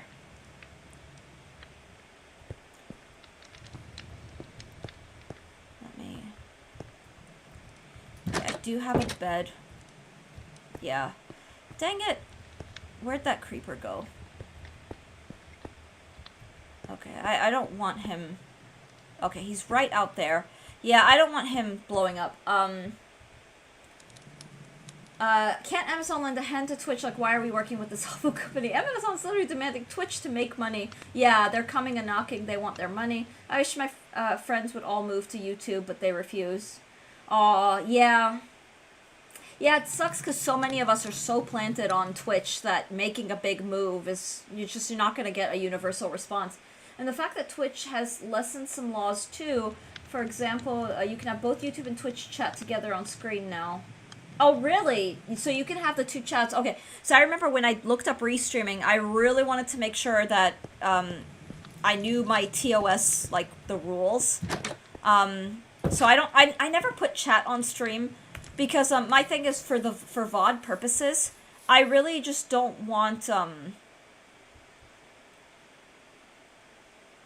I don't want something shady like in the VOD permanently, like someone, you know, people typing really like awful things and then I have to bop it but it's still there. Like I'd rather just I mean, I don't know. Let's see. It's a sad time when everything has to be driven by the bottom line of making money in order to continue existing, but existing costs money. Marvin, oh my god, truer words cannot be spoken. I had kind of an existential, like, yeah. I use YouTube a lot more than Twitch, but I pretty much use only Twitch for live. I mean, Twitch collabing with Roblox back then, I could see it, but now it's predator grounds for minors to get harmed. Yeah, Jason, that's the big issue right now with Roblox. And they're not... The problem isn't that... Because predatory behavior, unfortunately, exists everywhere. It's everywhere. But it's the way that the company is handling it, like brushing it under the rug and not really addressing it or... outwardly addressing it, that kind of thing, makes it kind of iffy. Unfortunately, I get most of my money through Twitch, not YouTube or Ko-Fi. Yeah, YouTube, it's so hard to grow. Like, the only reason I'm doing the double streaming, the multi-streaming, is to grow the YouTube, because once that takes off, like, we've got over 2,000 videos, and we've got the watch hours to have dependable income, but because YouTube has this whole... Like, to be partnered on YouTube and making money, you have all these these requirements, and one of them is 1,000 subscribers. And that's the only thing we don't have. We have right now 800-something subscribers. And so it's like, I'm grinding for that, because once that hits, then it's like we get grocery money. I watch YouTube for music, Twitch just watching friends being live and hanging out. Don't make me go into an existential crisis. Oh, growing on YouTube is so hard. Yeah, it is. It is. It's brutal. It's so arbitrary too. Oh, you know what? We can actually put the compass away, because I'm not going to need the compass for a while.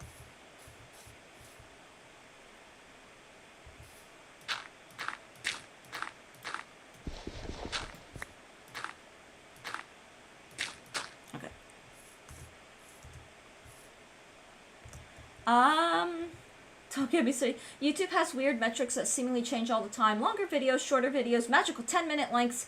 Everyone hates subscribe. Yeah. Yeah, it kind of sucks. It does kind of suck because they are promoting AI now. Yeah, there's so much AI slop. There's so much AI slop on YouTube. It's like pleasing your high maintenance wife. Oh boy. And lead security of Roblox, Matt Kaufman was caught playing condo games. He should be fired and hire someone better. Yeah. Oh jeez. Yeah, there's a whole lot going on in that whole space that's I don't even know where to begin with that. There's a dark part of me that's also just glad that I don't, like, I know this is going to sound awful, but it makes me glad that I don't have kids, because I don't know, I couldn't imagine trying to protect children in our day and age. I think it's the same for all generations, like, I don't want to speak in the back in my day, because our day wasn't exactly safe either, but the internet and the accessibility of the internet has genuinely made kind of like raising children a much scarier thing. And I just, oh my god. It's wild. Now that's a joy. Pleasing your high maintenance wife. Oh, it's so hard to protect my kids. I have to have internet. I don't have kids, but it would be. Yeah. Yeah, it's why yeah.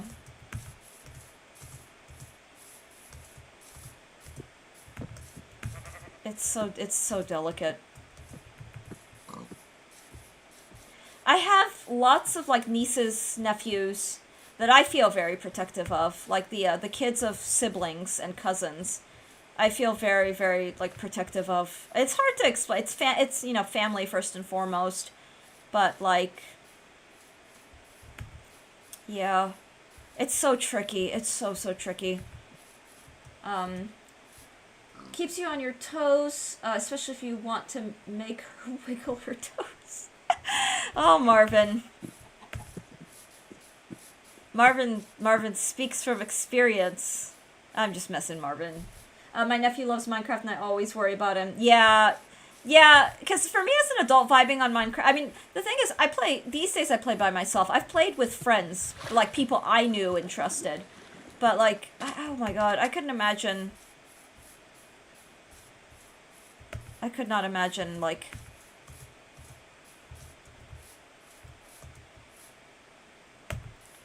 Okay.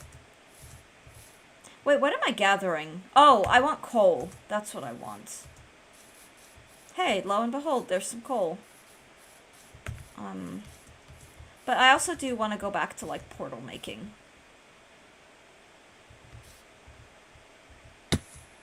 Whoa, what the hell? Okay.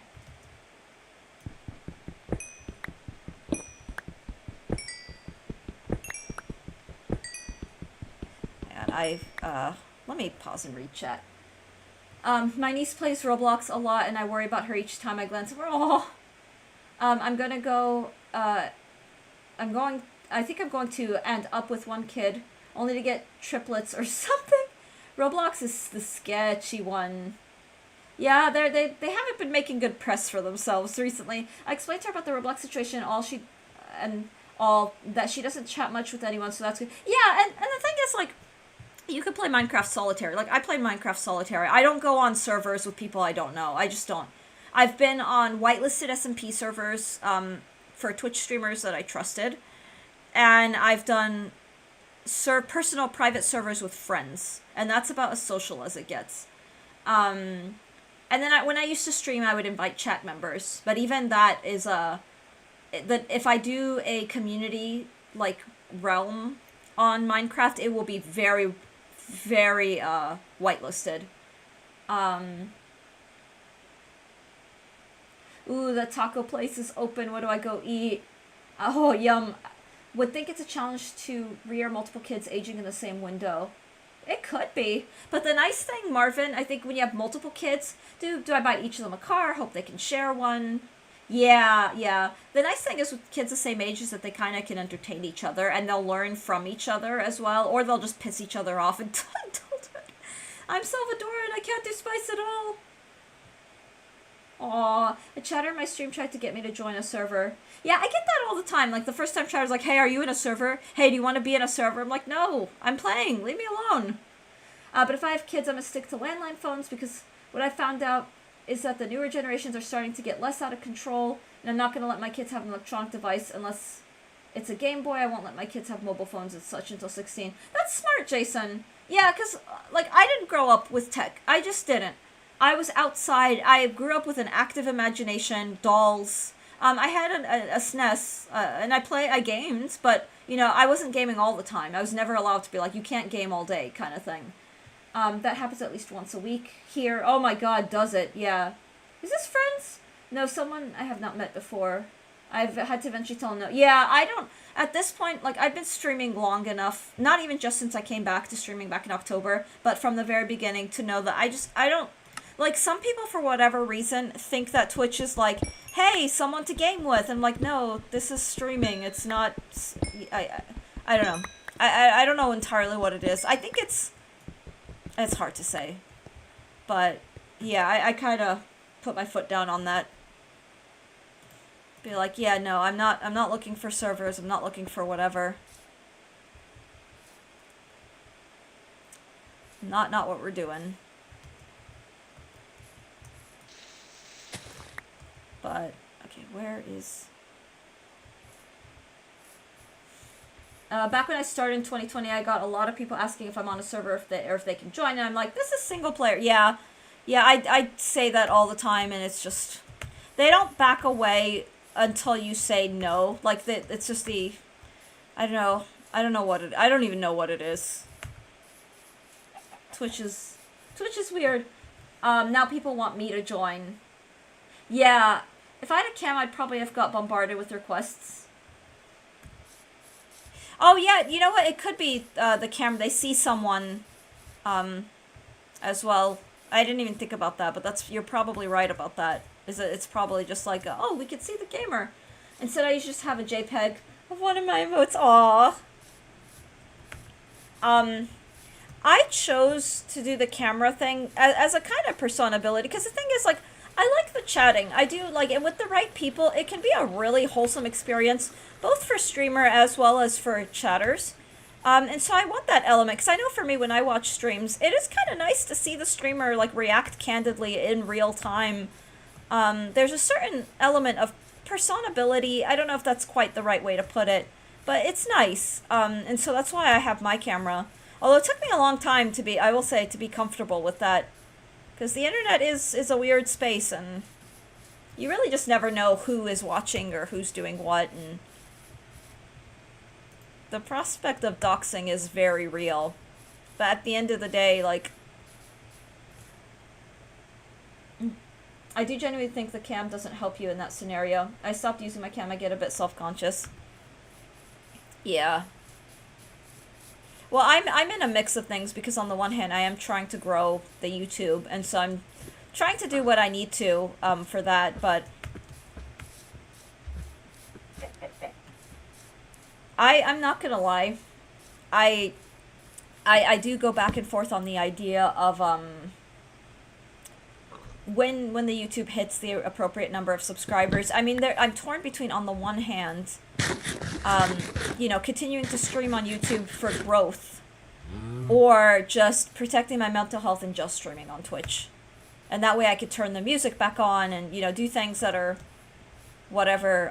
I have debated it, because it's just, I don't know. If I'm being honest, it's, I think about a lot of things. Having cameras a way for you to see the streamer's personality, but the doxing is problematic sometimes. I know successful no-cam streamers, and they are funny and chill to hang out in their streams. I don't have a cam because my room is small and I'm an extremely messy person. Aw, fair enough, Alex. Fair enough. But yeah, no, the personality thing is something that I, you know, because... What's the word? It's nice to be able to, there's positives and drawbacks So there is genuinely like good and bad. But I understand. It makes me understand. I don't. So again, I'm not yucking on anyone's yum. I personally don't care for VTubing. I won't watch a VTuber most of the time, unless it's someone who is whatever. And also just because half the time it's just, I don't know. But I understand and respect why people VTube, because that could be a good, safe way of, you know, not having to reveal identity, but having something that's somewhat, I mean, I don't know, I don't know, but, okay, I think we're gonna make a new portal. If I was a streamer, I don't think I'd have a camera, just a small PNG VTuber somewhere in the corner. Oh, that's cute. I let my voice show I'm feeling, I hope that's enough. That's the preferred way, to do it. Dissed. Oh. No, I'm not dissing. I promise I'm not dissing. I just, for me personally, I couldn't do the VTuber thing. What? No, that's not what I'm saying, Zane. Zane, actually, that does remind me. I do need to come hang out at one of your streams. No, I'm actually saying quite the opposite. Like when the VTuber thing first came out, I didn't understand it, but I do genuinely understand why people do it. Because at the end of the day, it is another layer of safety. It is absolutely another layer of safety. It is voice shows personality. The more you hang out, the tones will give how they are feeling, acting. Yeah. Ooh, chat is moving really fast, so let me just scroll back up. I play on servers and made online friends, but I limit how much I will tell them about me, like my age. Yeah, smart, Jason. Please protect your identity, protect yourself. I'd keep away, and any sexual relationships I share, very limited about me. I make online friends because I have autism, which I tend to struggle to make friends IRL, and also I got a form of social anxiety, which make things worse. Oh my gosh, Jason. First of all, I think a lot of people can relate to that. Making online friends, there's nothing wrong with that. All of us have to just be safe, be careful, and so it's a fine line between like the parasocial and the genuine online friendships, and the fine line is the mutuality of it. Oh no, Zane, please, no, I promise I'm not yucking anyone's yums, and the thing is, I've come to like understand and appreciate, more and more, the things that people do to keep themselves safe on the internet, because it's kind of Wild West out here. Oh, streamer hates stream today. No, I'm not popular. My trust is broken. I'm only joking. You're a good streamer. Just have fun. I love the YouTube video that you shared with me. The modded Minecraft. I haven't had the chance to like watch all the way through. But no, you're a very cozy and lovely person, and I do need to drop by one of your streams at some point. But no, please protect your energy. Keep yourself safe. Especially, I need to stream more. Alex, yes. Yes, you do. Yes, you do. There's, needless to say, no pressure. We all have our lives, and it can be hard. I feel like I'm in a really unique position where at the time, because of our constant moves, I don't have anywhere that I can reasonably work because I don't have a car or similar. So I'm able to set a schedule where I can just be here, and then work all the other things, the work from home things that I do around streaming. But no, life happens. But your streams are such a vibe too. They really are.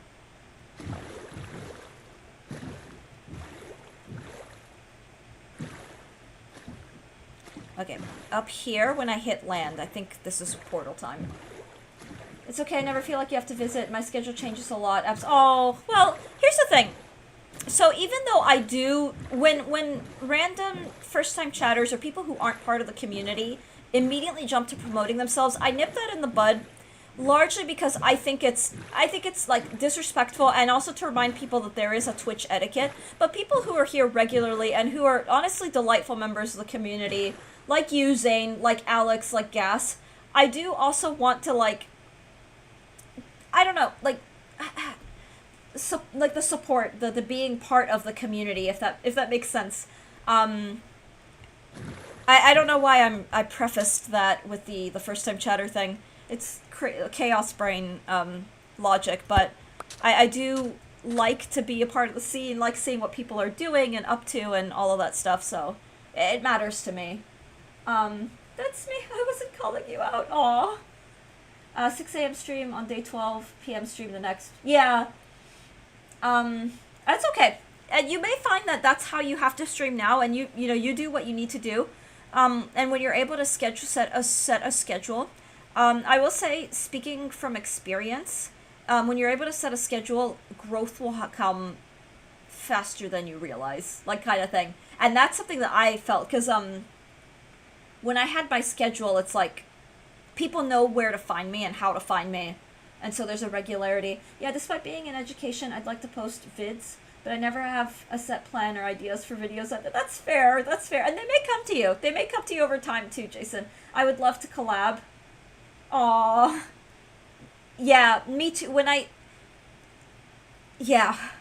I've been wanting to post time-lapse videos on YouTube, but learning editing is another skill. Yeah, my husband does all of it, and I'm just like, how do you do all this? Like, he is, at this time, he is the primary breadwinner. Like, when we, the earlier part of the relationship, he and I were pretty equal. He always made more money than me, just always. But we both were, we both had jobs, and we were both doing all the thing. But as, like, we've moved together a lot, like, one person had to give, and for me, that was me. Because I wanted him to focus on his career, to focus on everything, and I'm here and I'm vibing. If you're using Premiere, I could probably help with that. I like bread. Again, I don't know how, yeah, I don't, he's amazing. He is something else, like, seriously something else. And I'm not just saying that because he's my husband, but I've seen his work ethic is very admirable. And I can see, like, he's at the level that he is. He just got a major... Oh, I don't know how much I want to share because, yeah, but he is quickly becoming very important in the field that we're in. Like, very, very important. He's got two, he's recently taken on essentially a lead editor position for a major academic journal, a big academic journal. And that was significant. So it means his work schedule is going up too. Like, he's got more things he has to do. But yeah, I don't know how he does it all. Because, like, I don't do the video editing. I'm just kind of there to be the chaos monger on the YouTube, like, for co-commentary. And then, you know, I do the streams, but he's spearheading the rest of this. Bread. Banana bread. Schedule, and also make Twitch friends. I have my first regular viewer from making friends. Aww. That's great, Gas. And it is true that, yeah, connections help. They really do. I don't use Adobe for some reason, for some AI reasons and all that. I've met some great people here. Me too. There's a lot of weird on Twitch, but there are a lot of really, really awesome people. Bias! I didn't realize they use AI. Plus, I'm struggling to edit the videos as the software I use now. I switched from CapCut Premium to DaVinci Resolve. Okay, wow, okay. Toe ropes and dirt. Let's see. They kind of saved artists' work and feed their Gen AI with that. Yes, yeah. No, there's a lot of... all of you are weird, but I like that. Yeah, no, you're in the right place. If you want weird, you're definitely in the right place. Okay.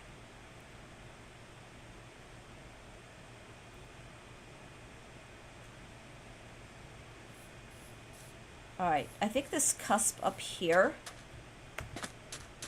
this could be a good portal spot, right? So we're just doing our thing where we just put portals.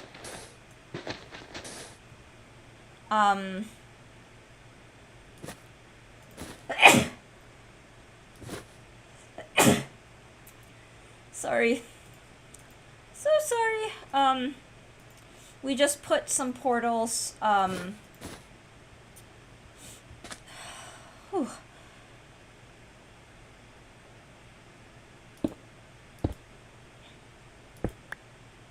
Oh, okay.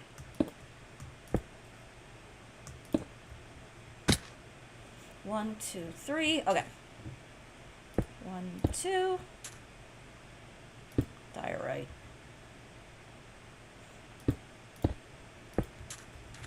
All right, I'll put that away. Whew. Sorry. Oh, look at all these people. Percy. Wow. Comfortably Lost. Welcome on in. Oh, wow. There's a lot of messages. They kind of saved artists' work. Oh, okay, yeah, I saw that. That's gross. Oh, all of you are weird, but I like it. Weird is the new normal. I love the weird. I like weird. Like anime fans? I don't like creepy. I think most of us don't like creepy. Thank you all.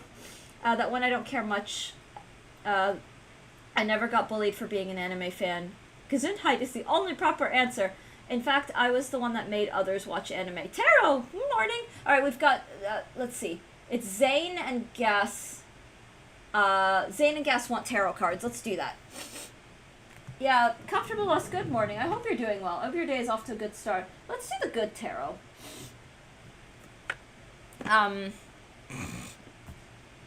We'll do the good tarot. I thought you liked creepy based on what you're reading.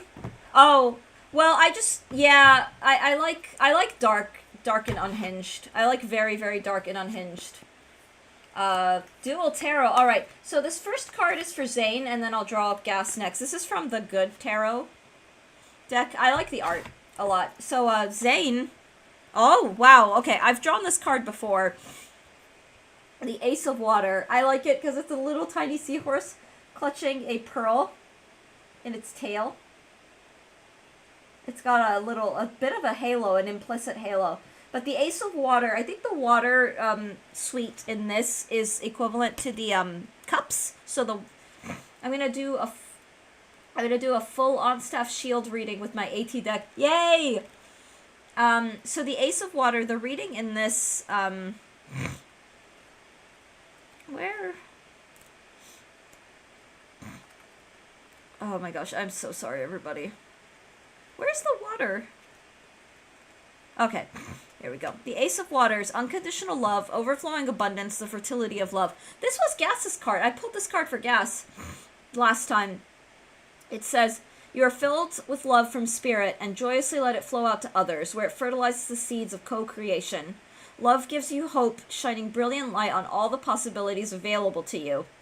And it's about optimism for bringing dreams into being. It's such a positive card. That's a sweet card. Yeah, he's so cute. Water in the cup makes sense. We fertilize love. That's a good thing. Let me, so we have a card for Gas. Ooh, Dart pulled a card as well. So Gas is next. And then Dart. Let me actually quickly save this. Sensational. Wow. Ooh, okay. So Gas, this card popped out for you. Interesting. So we're very watery today. The Messenger of Water. Oh my god, the artwork is stunning. The nautilus shells, pearls, very ornate crown. So the beaded jewel crown. So the Messenger of Water. She's got also a little seahorse. But that crown is very beautiful. Let me get it so that Minecraft isn't reflecting in the, there we go. And the, Messenger of Water in this,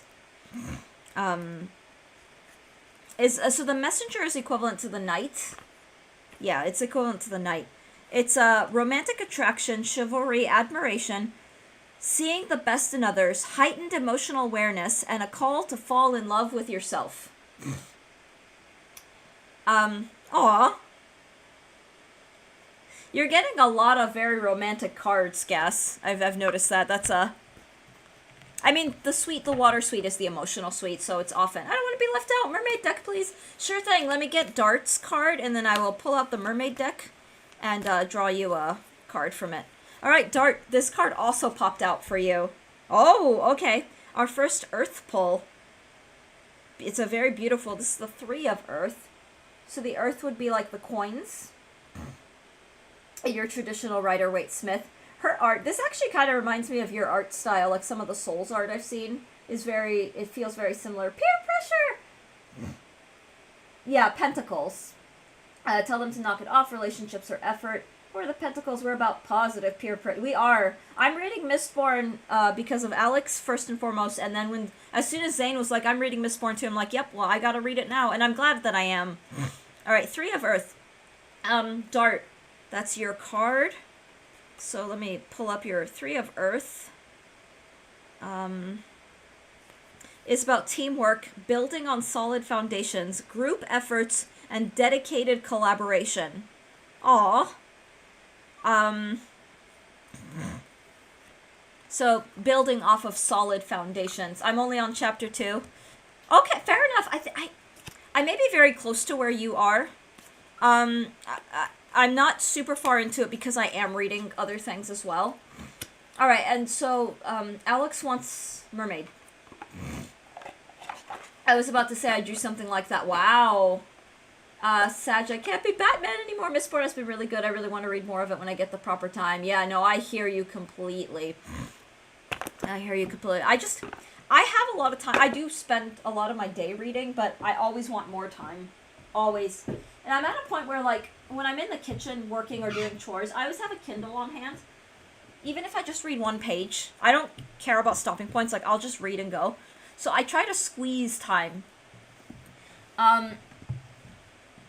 Not like doom scrolling also gives you a lot of time.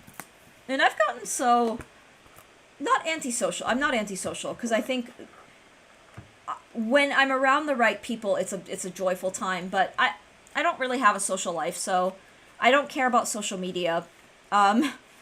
So I just the doom scrolling time goes at this point to reading as well. And scary, right relationships are scary too, or just women in general. I can't be Batman anymore. Mistborn has been really good.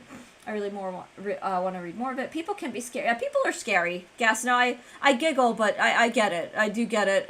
Full-time jobs, yeah. For me, it's trying to juggle different things that, you know, I don't want to be a person who only reads. I deleted Facebook and Instagram 2 months ago. Best decision ever. I'm getting that point with me, too. Doom scrolling makes me feel physically... Yeah, it does. It does have really negative effects on the health. It really does. And I've gotten so jaded. Alright, not Dart. Alex. Your card is the King of Wands. This is kind of a badass card. I really like this card. But he's got a scepter, which is kind of the ultimate wand. There, or a staff. And there are birds in the back. He's at the surface and just looking outward. The King of Wands. Ooh, I've not doom scrolled since a while, but I like doing it since I see good arts. It's nice to curate if you're going to be on social media. I try to curate as positive as possible. And I'm looking for the King of Wands for you. All right.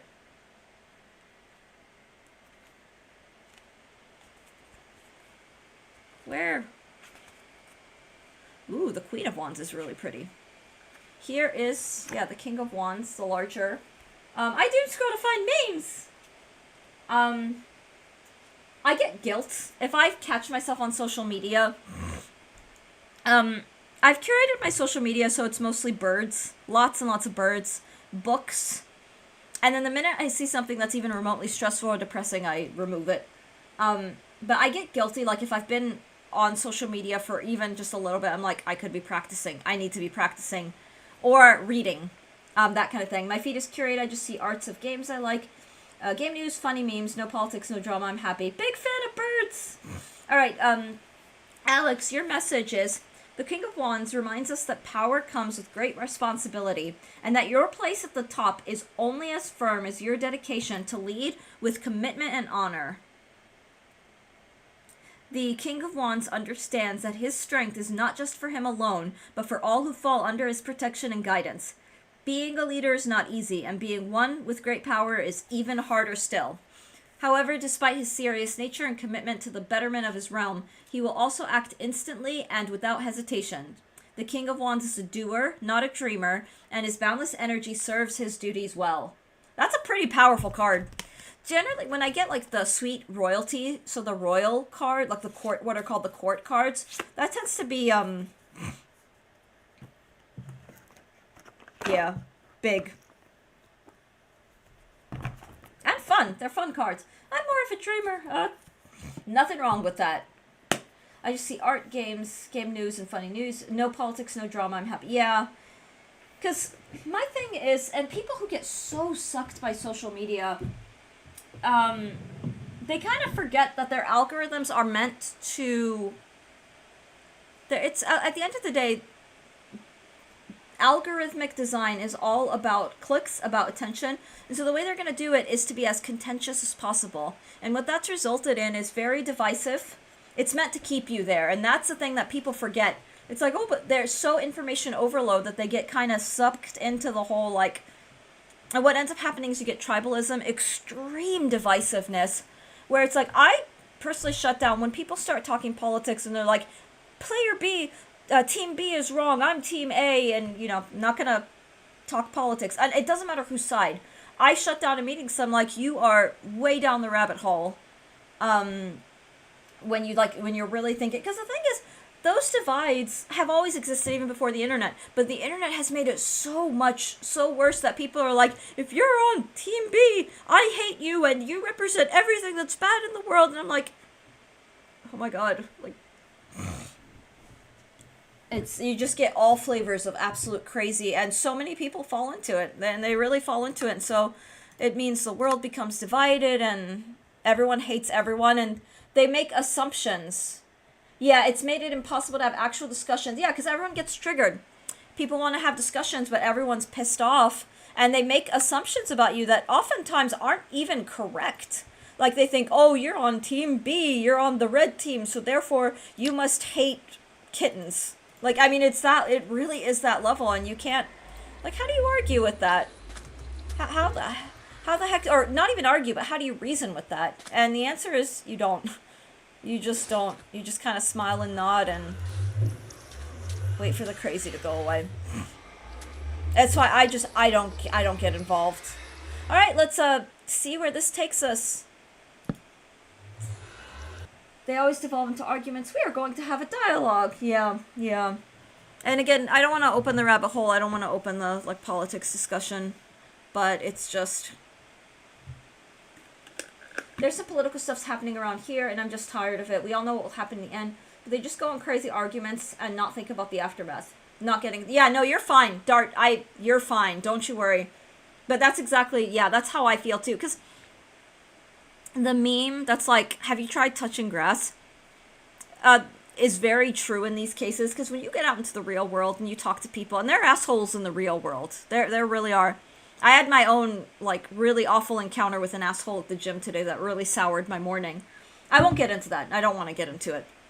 But the thing is, you'll find that the majority of people that you meet outside are just normal people trying to live their day-to-day. They're not, I don't know how to put it. Like, it puts a lot of perspective. Maybe I'll share it when I'm a little less, like, upset about it. But... Yeah, I just exist here, but yeah, and honestly, most people do. Most people do.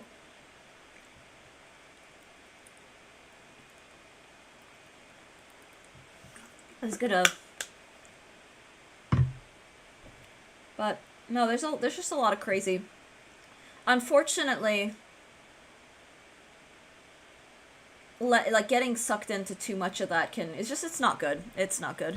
I think the internet has, on the one hand, created really great spaces for people, and people like us who are, whether we want to be or not, are shut in or can't be out and about, and that's fine. But all of my, like, okay, I have to be really, really careful. Alright, let's get a... Fire crackles.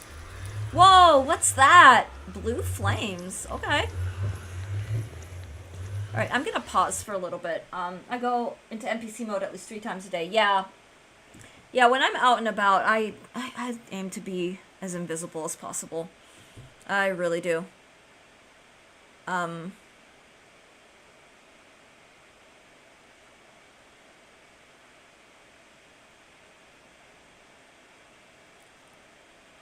trying to think.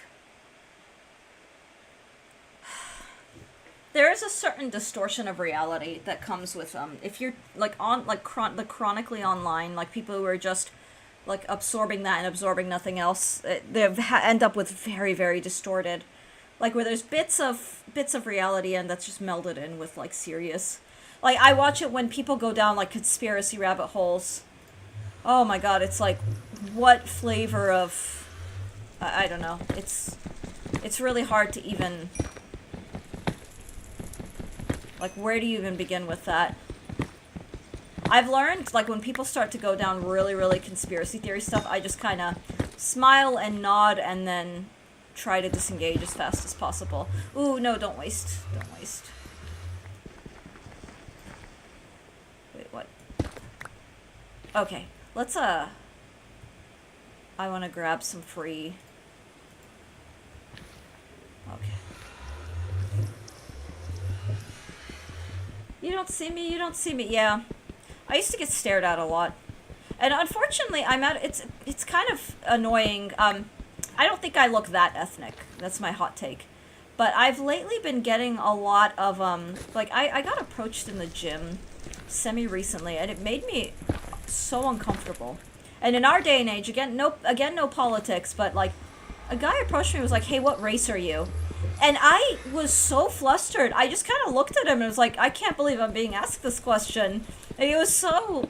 And especially in our day and age, like, you know, with in the States in particular, it's just... That felt like a very, very, like, not only inappropriate question, but kind of a dangerous question to ask. So it just, like, really freaked me out. I was like, why do I look that... It's like, do I look that different that this needs to be asked? It, like, actually kind of creeped me out. I'm not gonna lie. I thought you were white. Unfollow. Yeah.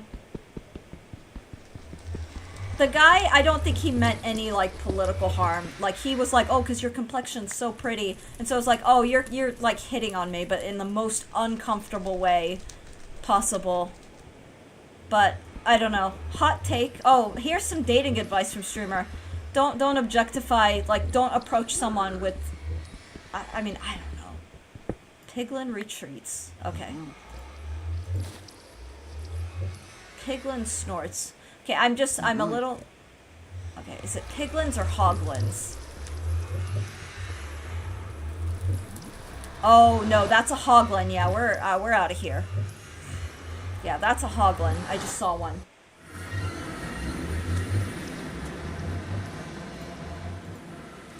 Yeah, we don't mess with that. What are we doing? Streamer just smile and waves. I thought you were white. He basically said, I'm attracted to your race, not you. I've gotten that a lot. I used to have people, you know, people who are, like, into Mediterranean women. But, like, it's also kind of a testament. Things don't follow or enter portals. They sometimes can. Yeah, they do. They do. And the hoglin was far enough away. The last time I ran away from a hoglin that attacked me, I was scared that he was going to follow me. But I get that a lot. I think it's also because I live in an area that is very not ethnically diverse, to put it, like, politely, because it is unfortunately a trade-off. Like, my husband and I chose to not live in cities. And one of the downsides is that I mean, I'm not that ethnic looking. I don't think I am. But I have dark hair and I've got olive, like, undertoned skin. And so it's just weird. It's like she's got, like, black hair. Like, I've gotten the, hey, did you dye your hair? Like, because they're so just not used to people who are, I don't know, look even slightly different. Yeah. Right, and the country tan is exotic. Yeah. And not to, I'm, like, straddling some very no topics, but I never got that in Pennsylvania. Ever. I'm just gonna put it out there. The New England area, I got other things in Pennsylvania, but never that. But right, in the country tan is exotic. Yeah, and I'm not really, like, I'm not even that tan. Like, either, I'm just olive complexion. But, yeah, it's a... Sippy! Oh, that's such a cute... Anna's emotes are so awesome. They're so awesome. Okay. Oh, there's a puppy!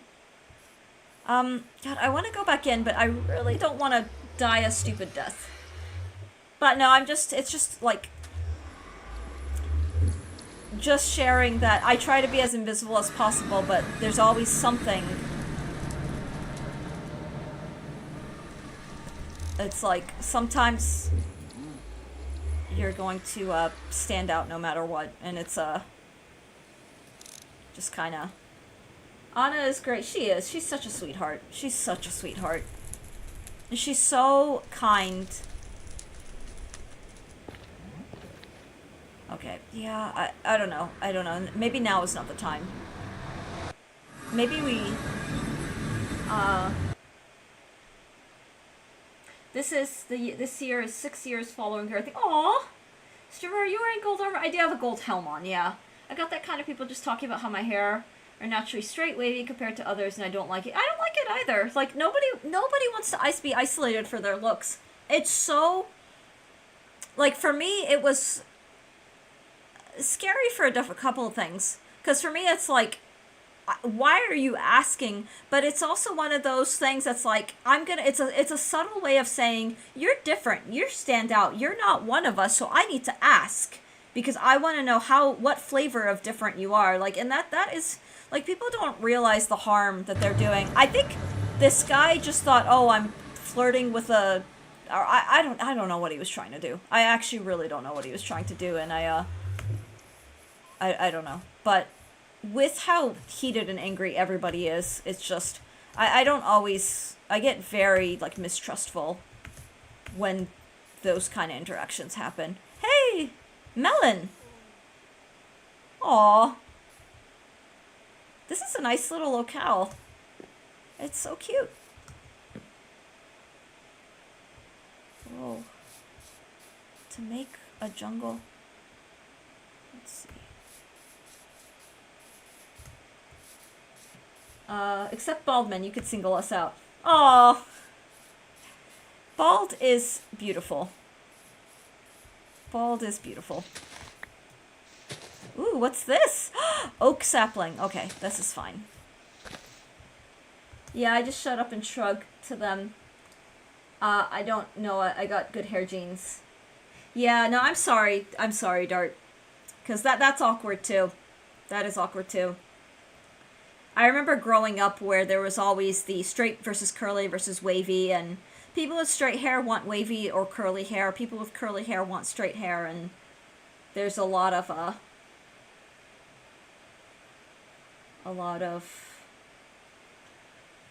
yeah, it's not fun.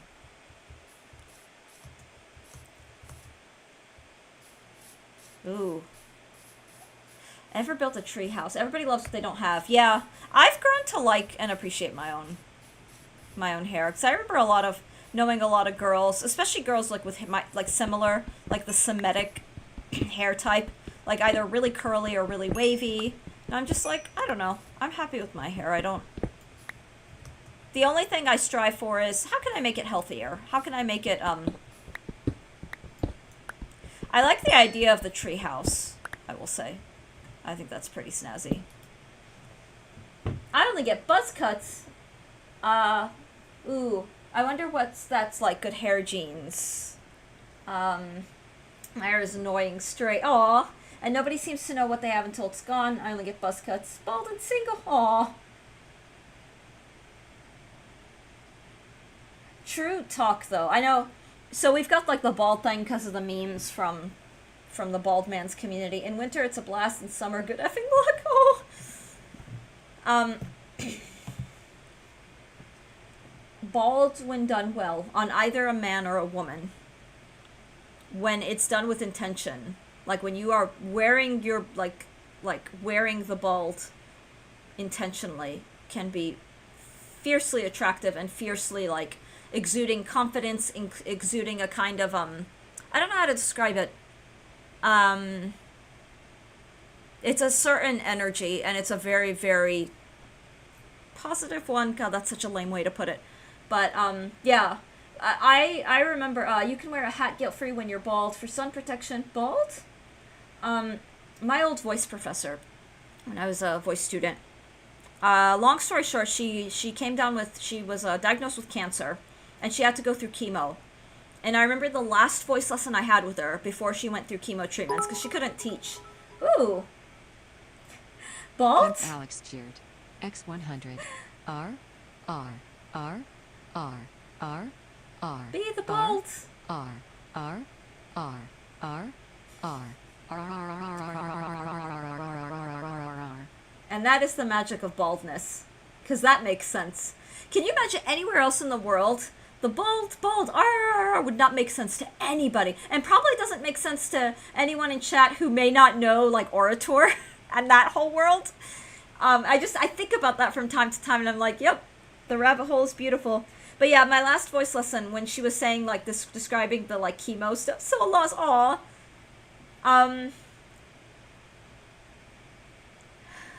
Aw. She told me that the chemo, like, the radiation treatment will cause temporary hair loss. And she looks at me and she said, I'm gonna go to my stylist and I'm gonna ask her to shave it off. And then she did that. And the fun thing is, we had one of my peers, who's also a vocalist, was like, I'll do, like, the temporary, like, the henna tattoo, so it's temporary. And so she did, like, tattoo art, like, temporary tattoo art, after she shaved, and it was, I don't mean to be cringy, but it was absolutely beautiful, and she really rocked that. And then afterward, as she, started to heal, as her hair grew back, she bought, like, wigs, and she did wear wigs, like, when she was out and about, but it was one of those, like, very empowering things. It's like, I know I'm gonna lose my hair because I'm going through, like, chemo, so she shaved it all off, and she told me, she's like, I hope you never have to undergo this, but if you do, make the move to shave it. Don't watch it all fall out. And it was kind of badass, I'm not gonna lie. So lost. Boholt? Arabo, oh my gosh, welcome in. How are you, Arabo? I hope life is treating you well. I know I see you semi-regularly in HK's chat, but I hope you're doing well. It's lovely to have you here. I had a teacher who was bald in high school. I was a teenage girl. I don't give a damn about teachers. I'm just here to learn. Some girls in the class were just over that teacher and had a genuine crush on him. Yeah, I had some bald professors that people crushed hard on. Hello. Oh, it's Patrick! Little. Oh, I love that. Oh, it's so cute. He's got a little heart. Yeah, it's good to see you.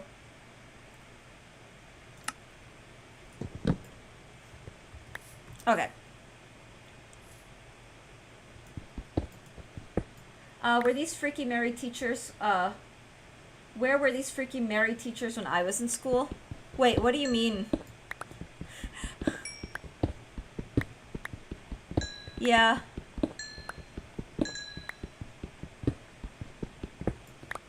Whoa, okay.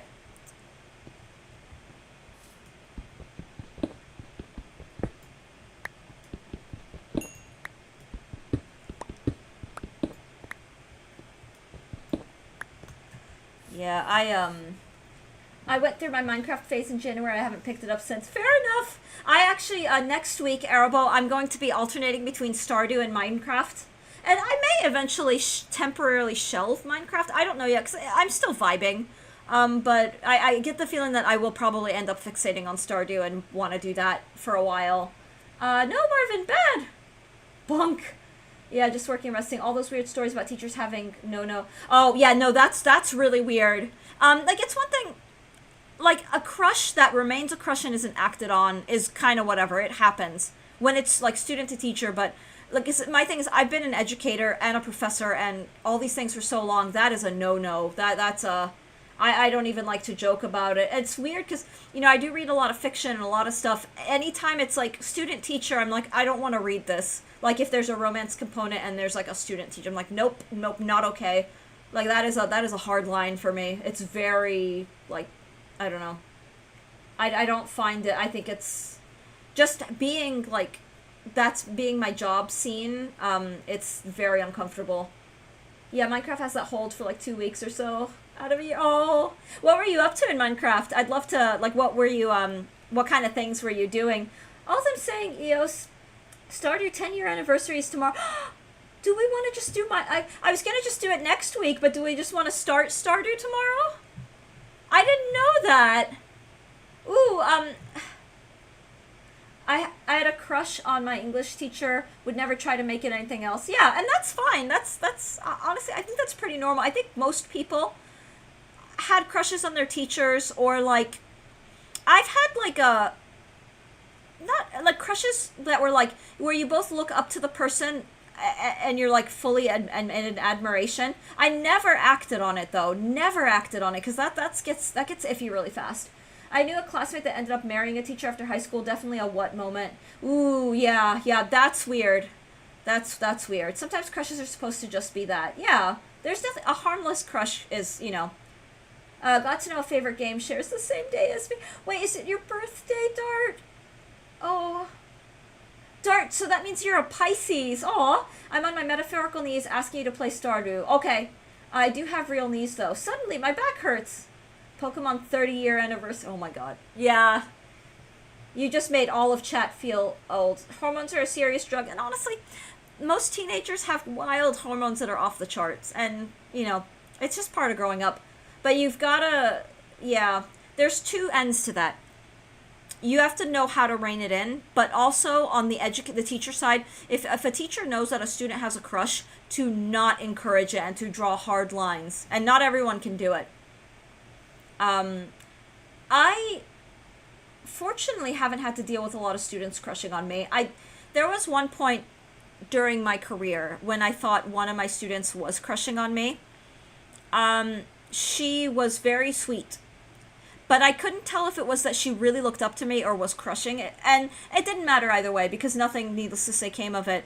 But I'm always very, like, it's one of those kind and professional, like, boundaries must be set. Oh yeah, teachers are definitely supposed to be pros at dealing with hormone. Yeah. Yeah, when you're in those positions, you've got to be able to be like, nope. There's been some teacher-student incident here, and the parents were not happy. Yeah, I don't blame them.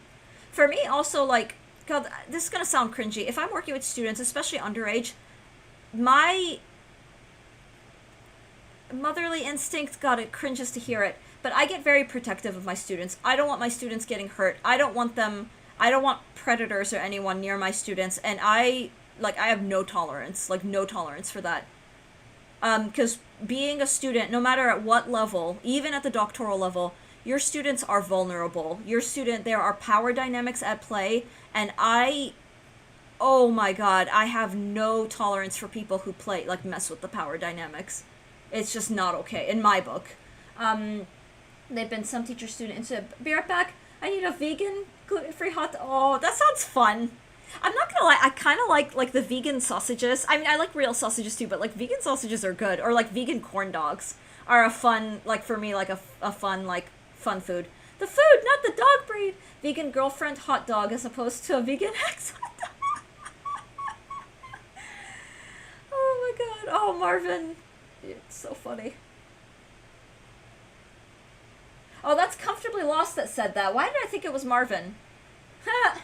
I also saw Girlfriend. I saw Gluten Free, because I see GF, I see Gluten Free. I also, I have bad IBS and yeah, Zane, I had a bad experience today that flared up my own IBS. Not to be TMI, but I know the feeling. Sometimes, like, a good, like, just vegan something helps, like, pad. I'm not a vegan at all, but I will enjoy some vegan foods. I'm probably gonna have a vegan type, not intentionally vegan, I'm gonna have, like, probably just, like, lentil soup or something. Because that's a favorite of mine, but just kind of sedate the gut. Vegan X sounds like a good hot dog name. It does, actually.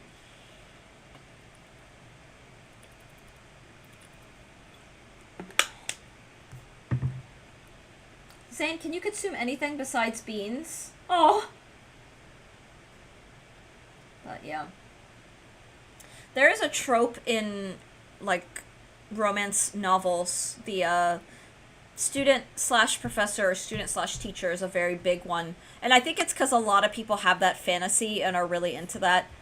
I never know, admittedly, what to make of it. I don't have opinions on it. I mean, in fantasy, it's just... I don't know. I never know what to, like... If I'm, like, working for an author and it's like, oh, you wrote a student-teacher romance, okay.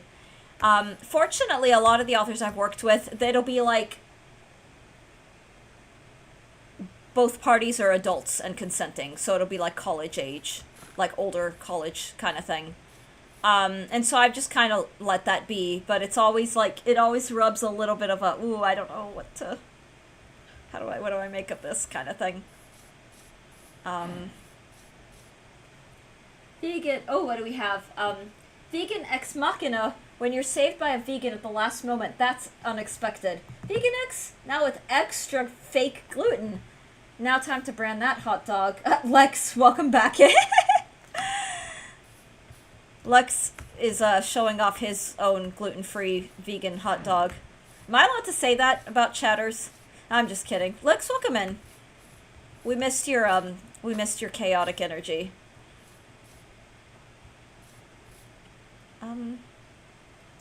Okay. Band! I'm here for the branding. Yeah. I remember having a friend of mine explain social media branding to me. This friend, it's not someone I talk to anymore, but she's very big on the whole, you've got to have a brand. Like, she's an influencer at this point, I don't know what she's up to in this day and age. But she's like, you need a brand. You have to, like, what makes you, and like, oh my god, I don't know what makes me me. Chaos. But is it really vegan if it's an animal-based product? Nope. It's no longer vegan if it's animal-based.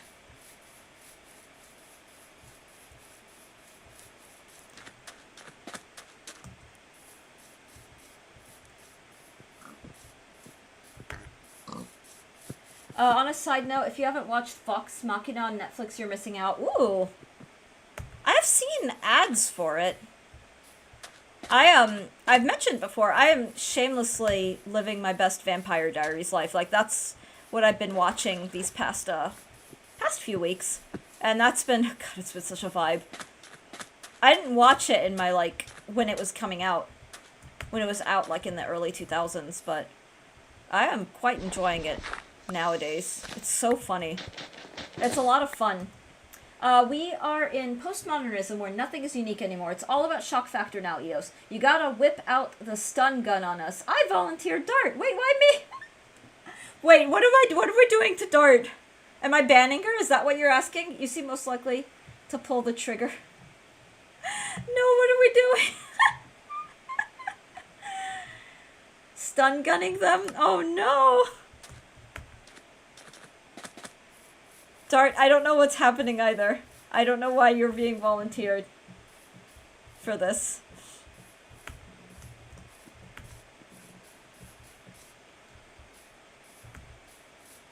Oh, I thought Dart was the stunner. Oh, Dart, who are you stun gunning?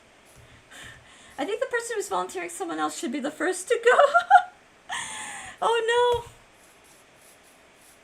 I don't know what's happening anymore.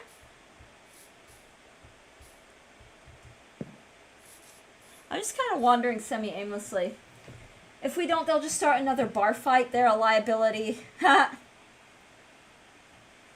Funny enough, I'm reading Direbound now, which is about, like, dire wolves. And it's military academy where you bond to a dire wolf, and then you train for war with your dire wolf, and so there's like the pack mentality and everything, and that actually came up, the whole those who have to go, who can't be members of the pack, are like really cliquey, divisive, everything's pack unity. So I don't know where I'm going with this, but that's just what this all made me think of. They're the #1 stunner. That's for everyone's safety. Oh boy. I don't know what's happening in chat anymore, but I feel like it's a riot. I'll be right back. Give me one moment. We'll keep going for a little bit.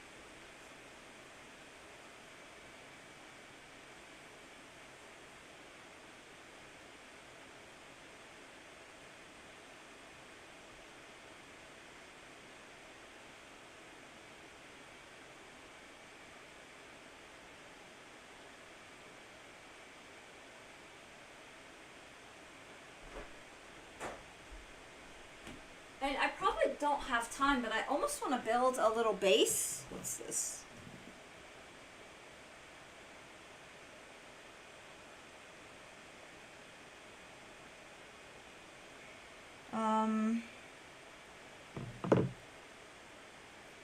See, now Dart wants to beat the living shit out of people in a cargo shipyard. Serious this time, your reference is too deep. I gotta let this one die. Aw, now I just want to be like, I want to understand the reference. Little jungle treehouse escape. Yeah, I kind of want to. So, I don't know. Maybe we just start gathering. Give me a moment. I'm here. I'm gonna mute my mic temporarily because I just got a call from my dad, and I just need to make sure that it's not urgent. Not for anything, just got family, medical, health stuff, that kind of thing. So I will mute, but I am here. So please chat away and all that good stuff.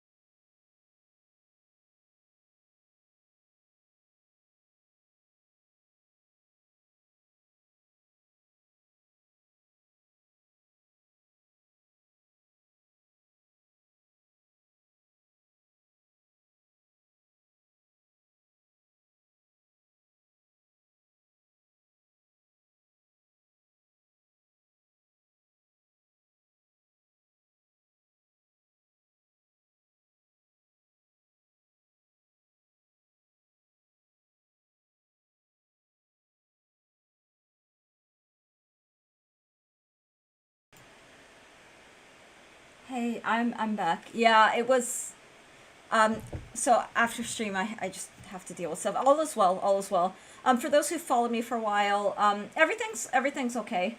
Yeah, all is okay. For those who may have followed, like who were around during 2022, 2023,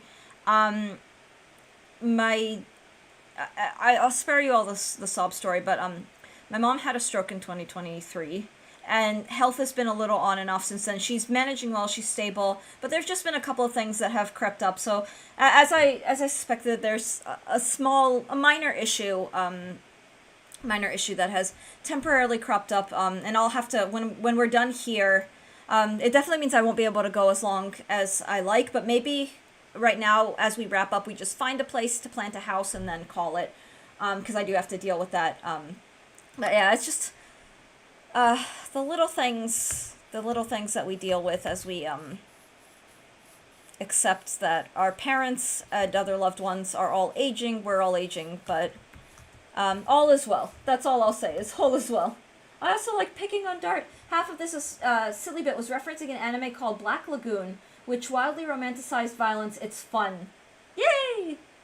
The stun gun stuff was just a pun. Hopefully everything's okay. I also like picking on Dart. Oh. Black Lagoon. Why does that sound so familiar? Why do I feel like I should know that? And honestly, please, by all means, references are great. References are fun. Even when no one knows. On our YouTube show, the Sun and Eos Gaming Show, I make Homestar references all the time. Like, I'll make wild quotes. This seems like a nice, cute little place. Maybe here. Maybe this is our base. It's got like a bunch of bowls and stuff. It's a popular 2000s anime. Oh, I feel like I should know it. I never got like super into anime. I did enjoy some. Like I was, Sailor Moon, I know a lot of people don't count that. But I watched Death Note and I thought it was awesome, and the manga is fantastic as well. But I never got like rabbit hole, like down the rabbit hole. I have some manga, but like some titles like just kind of blipped on and off my radar. Sailor Moon definitely count. I'm glad it does. It's just, you tell that to some people, like the kind of people who are the sort of fans who like to gatekeep for whatever reason. They're like, Sailor Moon doesn't count. Everyone watched Sailor Moon. Okay, how does Sailor Moon not count? It's the gatekeeping, like, Sailor Moon doesn't count, Dragon Ball Z doesn't count, and Pokemon doesn't count. Like, the three don't count because they are too mainstream. That's like saying, yeah, but the funny thing is some people do actually say that Pokemon doesn't count. Is the irony of it all. Lava pops? Wait, what? Why is there lava popping?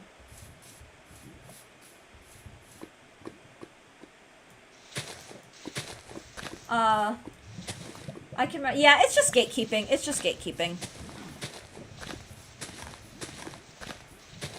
It's weird gatekeeping, though. It's like, this is a weird thing to gatekeep over.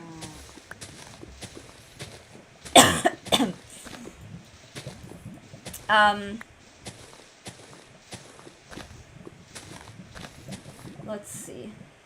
I can recommend some stuff that be in the same genre. Oh my god, yes, please! Wear lava, Pokemon, not anime. Okay, buddy. That's like saying soccer doesn't count as a sport. Well, the fuck is soccer? Whatever, anyway, anime's neat. It's just a stylized cartoon from a very specific part of the world, which spans literally every genre. That sounds fun. It really does sound fun. We know it as football. The real football is soccer. Some people choose one thing to be their personality and then get upset at Yeah. Oh my gosh, Zane. Zane puts it beautifully. It's like the people who show up and they're like, are you new to Minecraft? I'm like, why? Because I don't play like you? Yeah. I think it's good. Like, I try not to let one thing be my personality. I don't think it's possible for me because I'm too, like, chaos-brained. But I think it's important to have multiple interests and to be versatile and adapt and not have one thing. Some of that's also just youth. When we're younger, at least in my experience, I know when I was younger, it was easy for me to get overly excited about one thing, but the gatekeeping thing is unhinged. It's a little weird.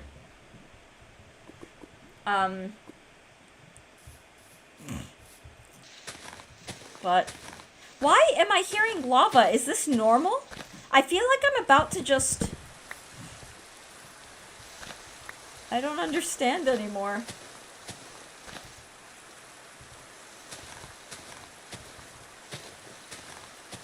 Hyperfocus is a blessing and a curse, mostly a curse. Yeah, being able to regulate is important. It's really important. Like, it's easier said than done, I know. People get upset at me for not being efficient in Minecraft, and I'm like, listen here, Susan, I'm not efficient in my life. Who the hell cares? Like, why do you need to be efficient? Like, if you want to run around aimlessly for 2 hours, like, vibe. I don't know. I'm always the guy who's like, there's no right or wrong way to play a game. That's good, because there isn't. Especially a game like Minecraft, where, like, it really is whatever you want it to be. And, I don't know.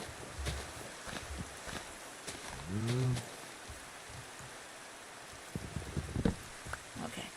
4 jungle logs. Oh, I've got some oak planks we can use for a build. And I'd love to, like, build something here, but now I'm scared of the lava, like...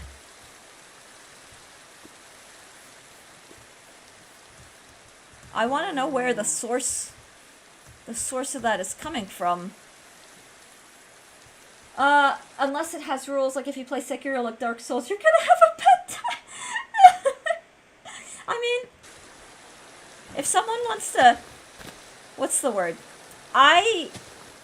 When I first played Breath of the Wild, I did not play to make progress.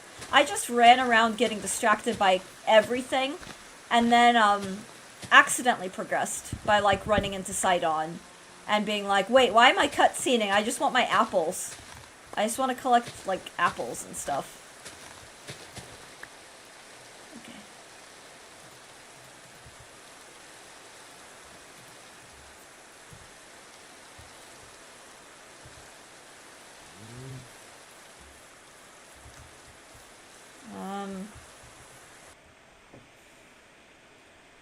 That's how I remember Aura playing it and infuriated. Oh no.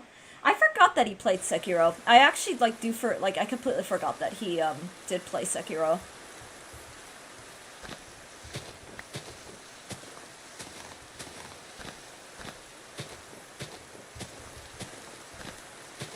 I guess that's the reason that he doesn't like Sekiro then. Oh no.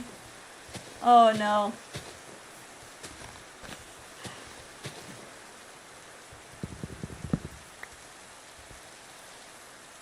At least he went for the cool ending. Okay. So we've got jungle planks and oak planks. Alright,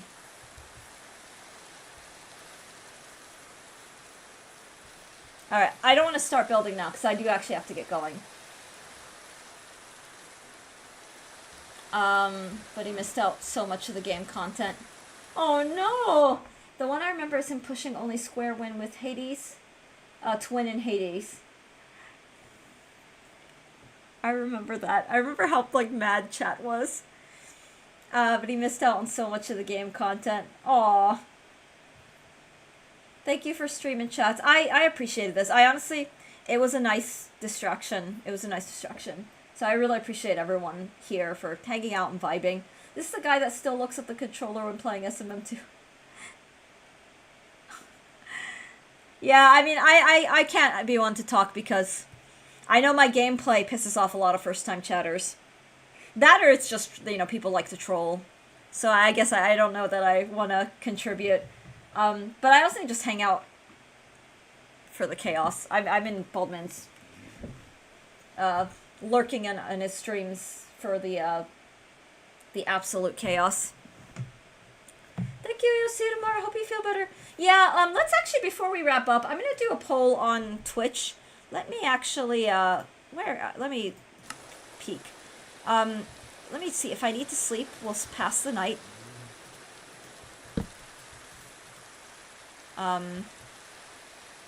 Okay. I'm not gonna wait for the sun to go down. We'll just leave the game as is. He insists that because the chat kept spoiling things that he wouldn't stop backseating. And they wouldn't stop backseating. Yeah, I don't blame him, because yeah. Pokemon, go to the polls. So we're gonna put a poll, because I was gonna do Stardew starting next week. But, so out of spite, he didn't listen. Yeah, honestly, good for him. Good for him, because it can wear you down. Like, on the streamer side, it's exhausting to have a million people not only telling you what to do, but ruining the gameplay experience. It's, Alright, so do we do Stardew tomorrow? Yes, no. Just... Oh. Dang it, okay. I'm gonna do a 3-minute poll, so we'll hang out. So, you don't have to answer, but, if you have, if you're in one camp or another, I am leaning towards starting Stardew tomorrow, doing, like, a chaos run, our evil run, starting the chaos run, so, I will not put my vote, but, yeah, maybe we start Stardew, and we just, I remember that for Elden Ring, when people said to jump more, he stopped doing it. I remember that for Elden Ring too, Dart. I remember, because people backseat, and people get very, like, it's kind of, for me, it's my reminder, oh, you know, people are backseating, like, people who are very strong, like, gamers, like, good gamers. You know, I've seen people backseat speedrunners. So, I'm just kind of at a point that's, like, you know, someone like me has no hope. Like, it's gonna happen. I don't tolerate it, and nor should he, but... Yeah, that's insane. Yeah, I used to watch... I remember seeing just a lot of people, like... Oh my god. I watched Cobalt Streak, who is, like, the Binding of Isaac person, and his Twitch chat is so toxic. There's so many people telling him what he should do, and he's very, like... And Cobalt is, like, the, like, Binding of Isaac person. He's very skilled. He's doing, like, the Dead God run, if not has completed. It's been a while since I've watched him. But he's insanely good. Like, insanely good. And he does, like, the really killer, like, hardcore runs. And Eve gets, like, backseaters. And a lot of the times the backseaters are telling him information that's, like, flat out wrong.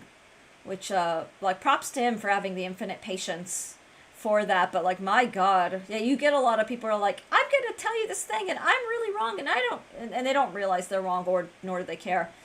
I was in a chat yesterday, it was literally a new streamer playing a game, the amount of first-time chatters that kept backseating, and they didn't ask anything, it was kind of unbearable to watch. Oh, that's awful. Yeah, it's a fine line, like, when I get first-time chatters, I'm very guarded, because, unfortunately, you never know what you're going to get, but it's one of those, I don't want to be standoffish or be harsh or too blunt in a way that pushes, like, people who might actually be nice away. But I'm very guarded. I'm like, let them make their move and show me that they're not a creep or a troll, and then I start to open up. Because I don't want to be mean like from the get-go. Because unfortunately, like 80% of the time, a first-time chatter comes in and it's just all hell breaks loose. Or they just say hi and then they never say anything again, which is fine. I don't care. Lurkers are always welcome. But it's one of those like what shit show is about to unfold here. It's just something I think about. All right, majority wins for Stardew. Someone voted no. Aw. I bet it was Lex. I'm kidding. I'm not calling anyone out. So we'll start Stardew Valley. It's okay. It's okay either way. We're not giving up Minecraft. We're not like switching the game. We're just kind of alternate. It was. How did I know, Lex? Oh. Of course, it was Lex. You know what? You all are great. Seriously, you all are great. So tomorrow we'll do Stardew Valley. Wow, yeah. I'll have to remind myself to update the title, do all the things. No, you! It's gonna be an evil run. That's the whole premise, is we're gonna do the Joja Mart. It's gonna hurt. It's gonna be like, what the hell? But it's gonna be fun. Stardew sucks! Aw, that's okay.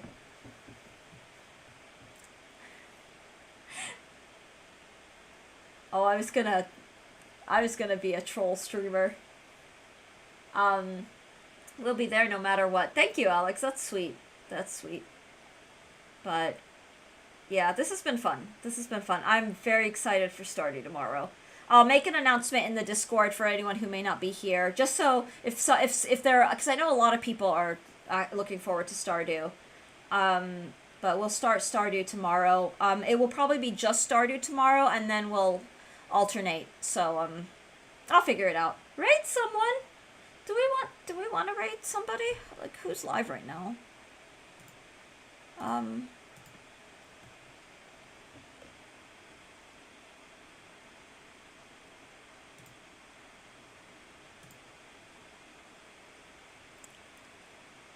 Let's see.